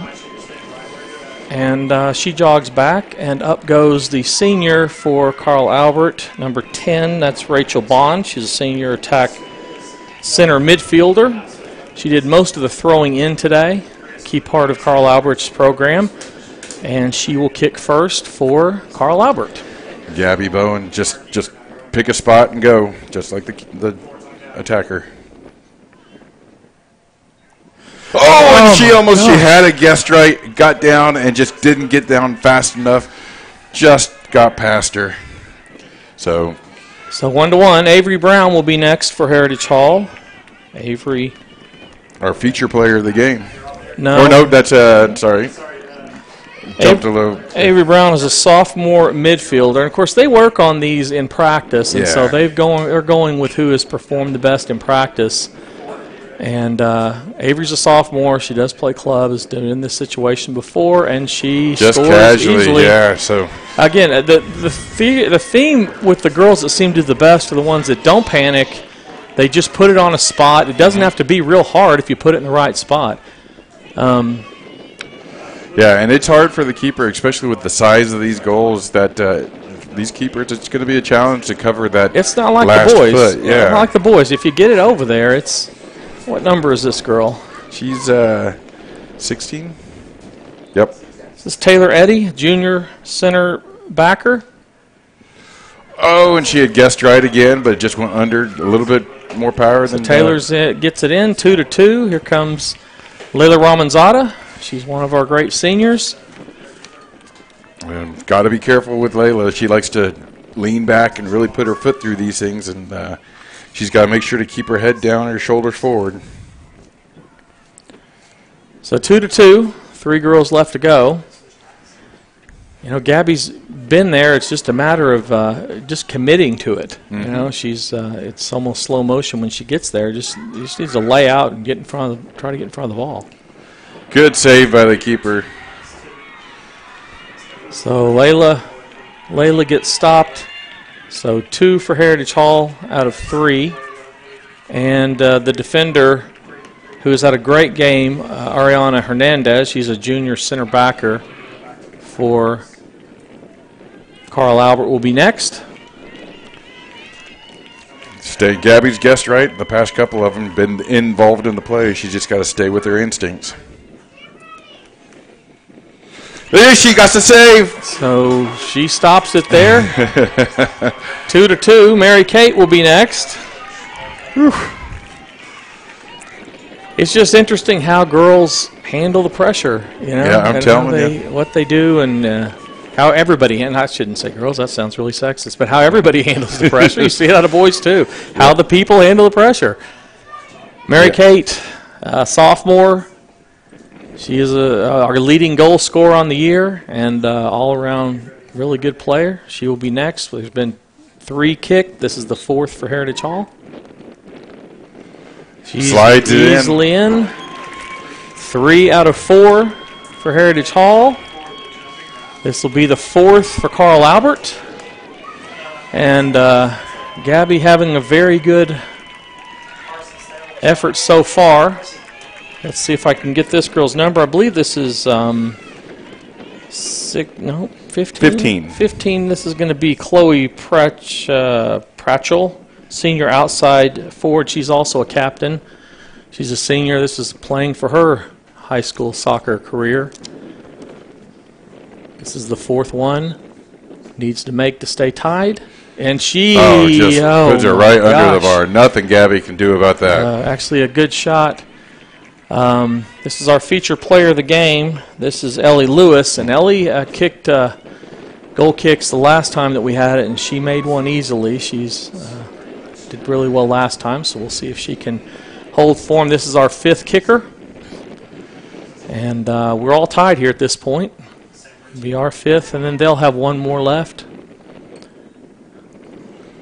Good, great kick to the outside. Really just kept it along that post. And yeah, Ellie has been good at those. She's a feature player, and she came through again. And this is going to be where number is this?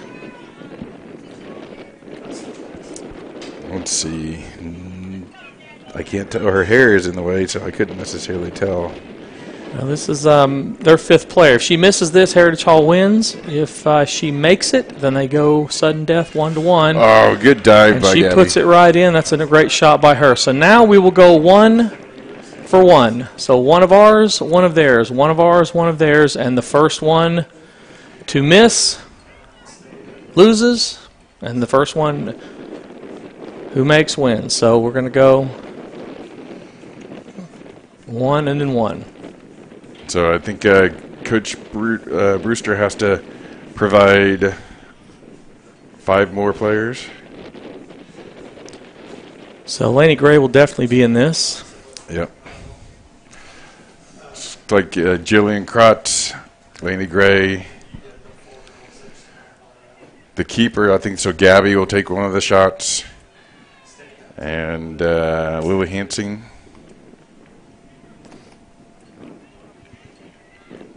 And then Taylon, I think. Taylon Rollins.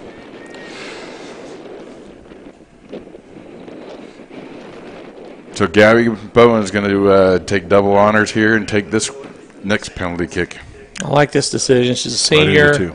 She's actually a soccer player before a goalie. So let her. She's a senior. Put it on her and let her try to do her thing. Great shot. Nice shot for Gabby. She's just happy she put it on frame. So Gabby makes it, and now she'll go to goalie, and she's actually very, very clutch. So it's not going to surprise me at all if she stops this. She's nervous. But man, all she needs is one big save. And obviously, the deeper you get in this, the more you like. If you get to go first, the more you like their chance to miss. Mm-hmm. So we need a good guess here, and just believe in your guess. Oh boy, kicked it right at her too. Yeah, and so those are challenges. You just got to believe that a player is going to go to the corners and got to make an all-out effort, and that exposes that center of that goal there. So it's often used by players. Laney Gray will be up next. She's a freshman, but she plays a lot of soccer. Plays club, and has a bunch of goals for our team. So see how this goes. Referee wants to have a conversation with his middle judge.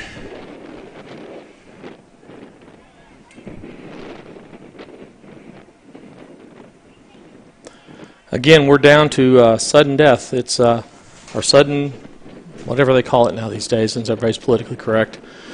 If you make and the other person misses, we're finished, right? Yep. The goal is the term is golden goal. Golden goal. Golden goal. Okay, golden goal. There you go. So if Laney makes, they have to make. If Laney misses and they make, then it's over. Good save by the keeper. Oh boy, it was a good save. It's a very good save. So we're to the point now that if Carl Albert's girl makes this shot, Carl Albert wins. If Carl Albert misses this shot, then we go to another shooter. Mm-hmm. So it's all on Gabby Bowen to try to get this finished. As we said, it's not about that, but that's where we are. So big kick, big moment for Gabby. Again, congratulations to all of the girls on both of these teams. It's been a great game all the way around, to evenly matched teams. It comes down to this, so we can see Gabby can keep this thing going to another shooter. And, just got off her fingertips. Oh, that was a good effort, too. Good effort by Gabby. But with that, Carl Albert moves on to the next round of the playoffs, and Heritage Hall's season will end. Yep. In PK. So congratulations to the Carl Albert Titans. They will move on. They'll play next on Thursday night. I'm not sure where against whom, but congratulations to them. And congratulations to Heritage Hall on a very, very good season. We appreciate all of their hard work and their efforts Player of the game is absolutely Gabby Bowen. Yeah. I mean, she absolutely played unbelievably well. Great in PKs. Guessed right a bunch of times. Had an unbelievably great save during the game to keep it at 1-1. Played great and did unbelievably well. So a lot of soccer. We thought we were going to get away with an early night, just having the girls' game, but it ended up being a really long game. And with that concludes our broadcast. Brian, any final thoughts? No, it was a whole lot of fun watching these girls, both the girls and the boys. A whole lot of fun this season. I had a great time with you. So I mean, this has been for those soccer fans. This has been a great time for Heritage Hall. Yeah, I absolutely agree, Brian. It was a great time doing this with you. We've enjoyed ourselves, and everybody that tuned in, thank you so much for doing that. Please visit the sponsors if you've watched all year and you've heard. People sponsor not only the soccer but all of the Heritage Hall ChargerVision sporting events. Be sure and visit those sponsors. It's because of them that we are able to do this. And tune into the next ChargerVision broadcast. We certainly appreciate our producers, all the camera guys. Great job, guys. Mr. Steelman, everybody that takes able to get this on the air. That's long hours, very thankless job that these guys do, and we appreciate everybody for getting this thing on the air. So for everybody here at ChargerVision, Brian Gordon and myself, Jack Ross, until next time, this has been ChargerVision and Heritage Hall Soccer. Good night, everybody.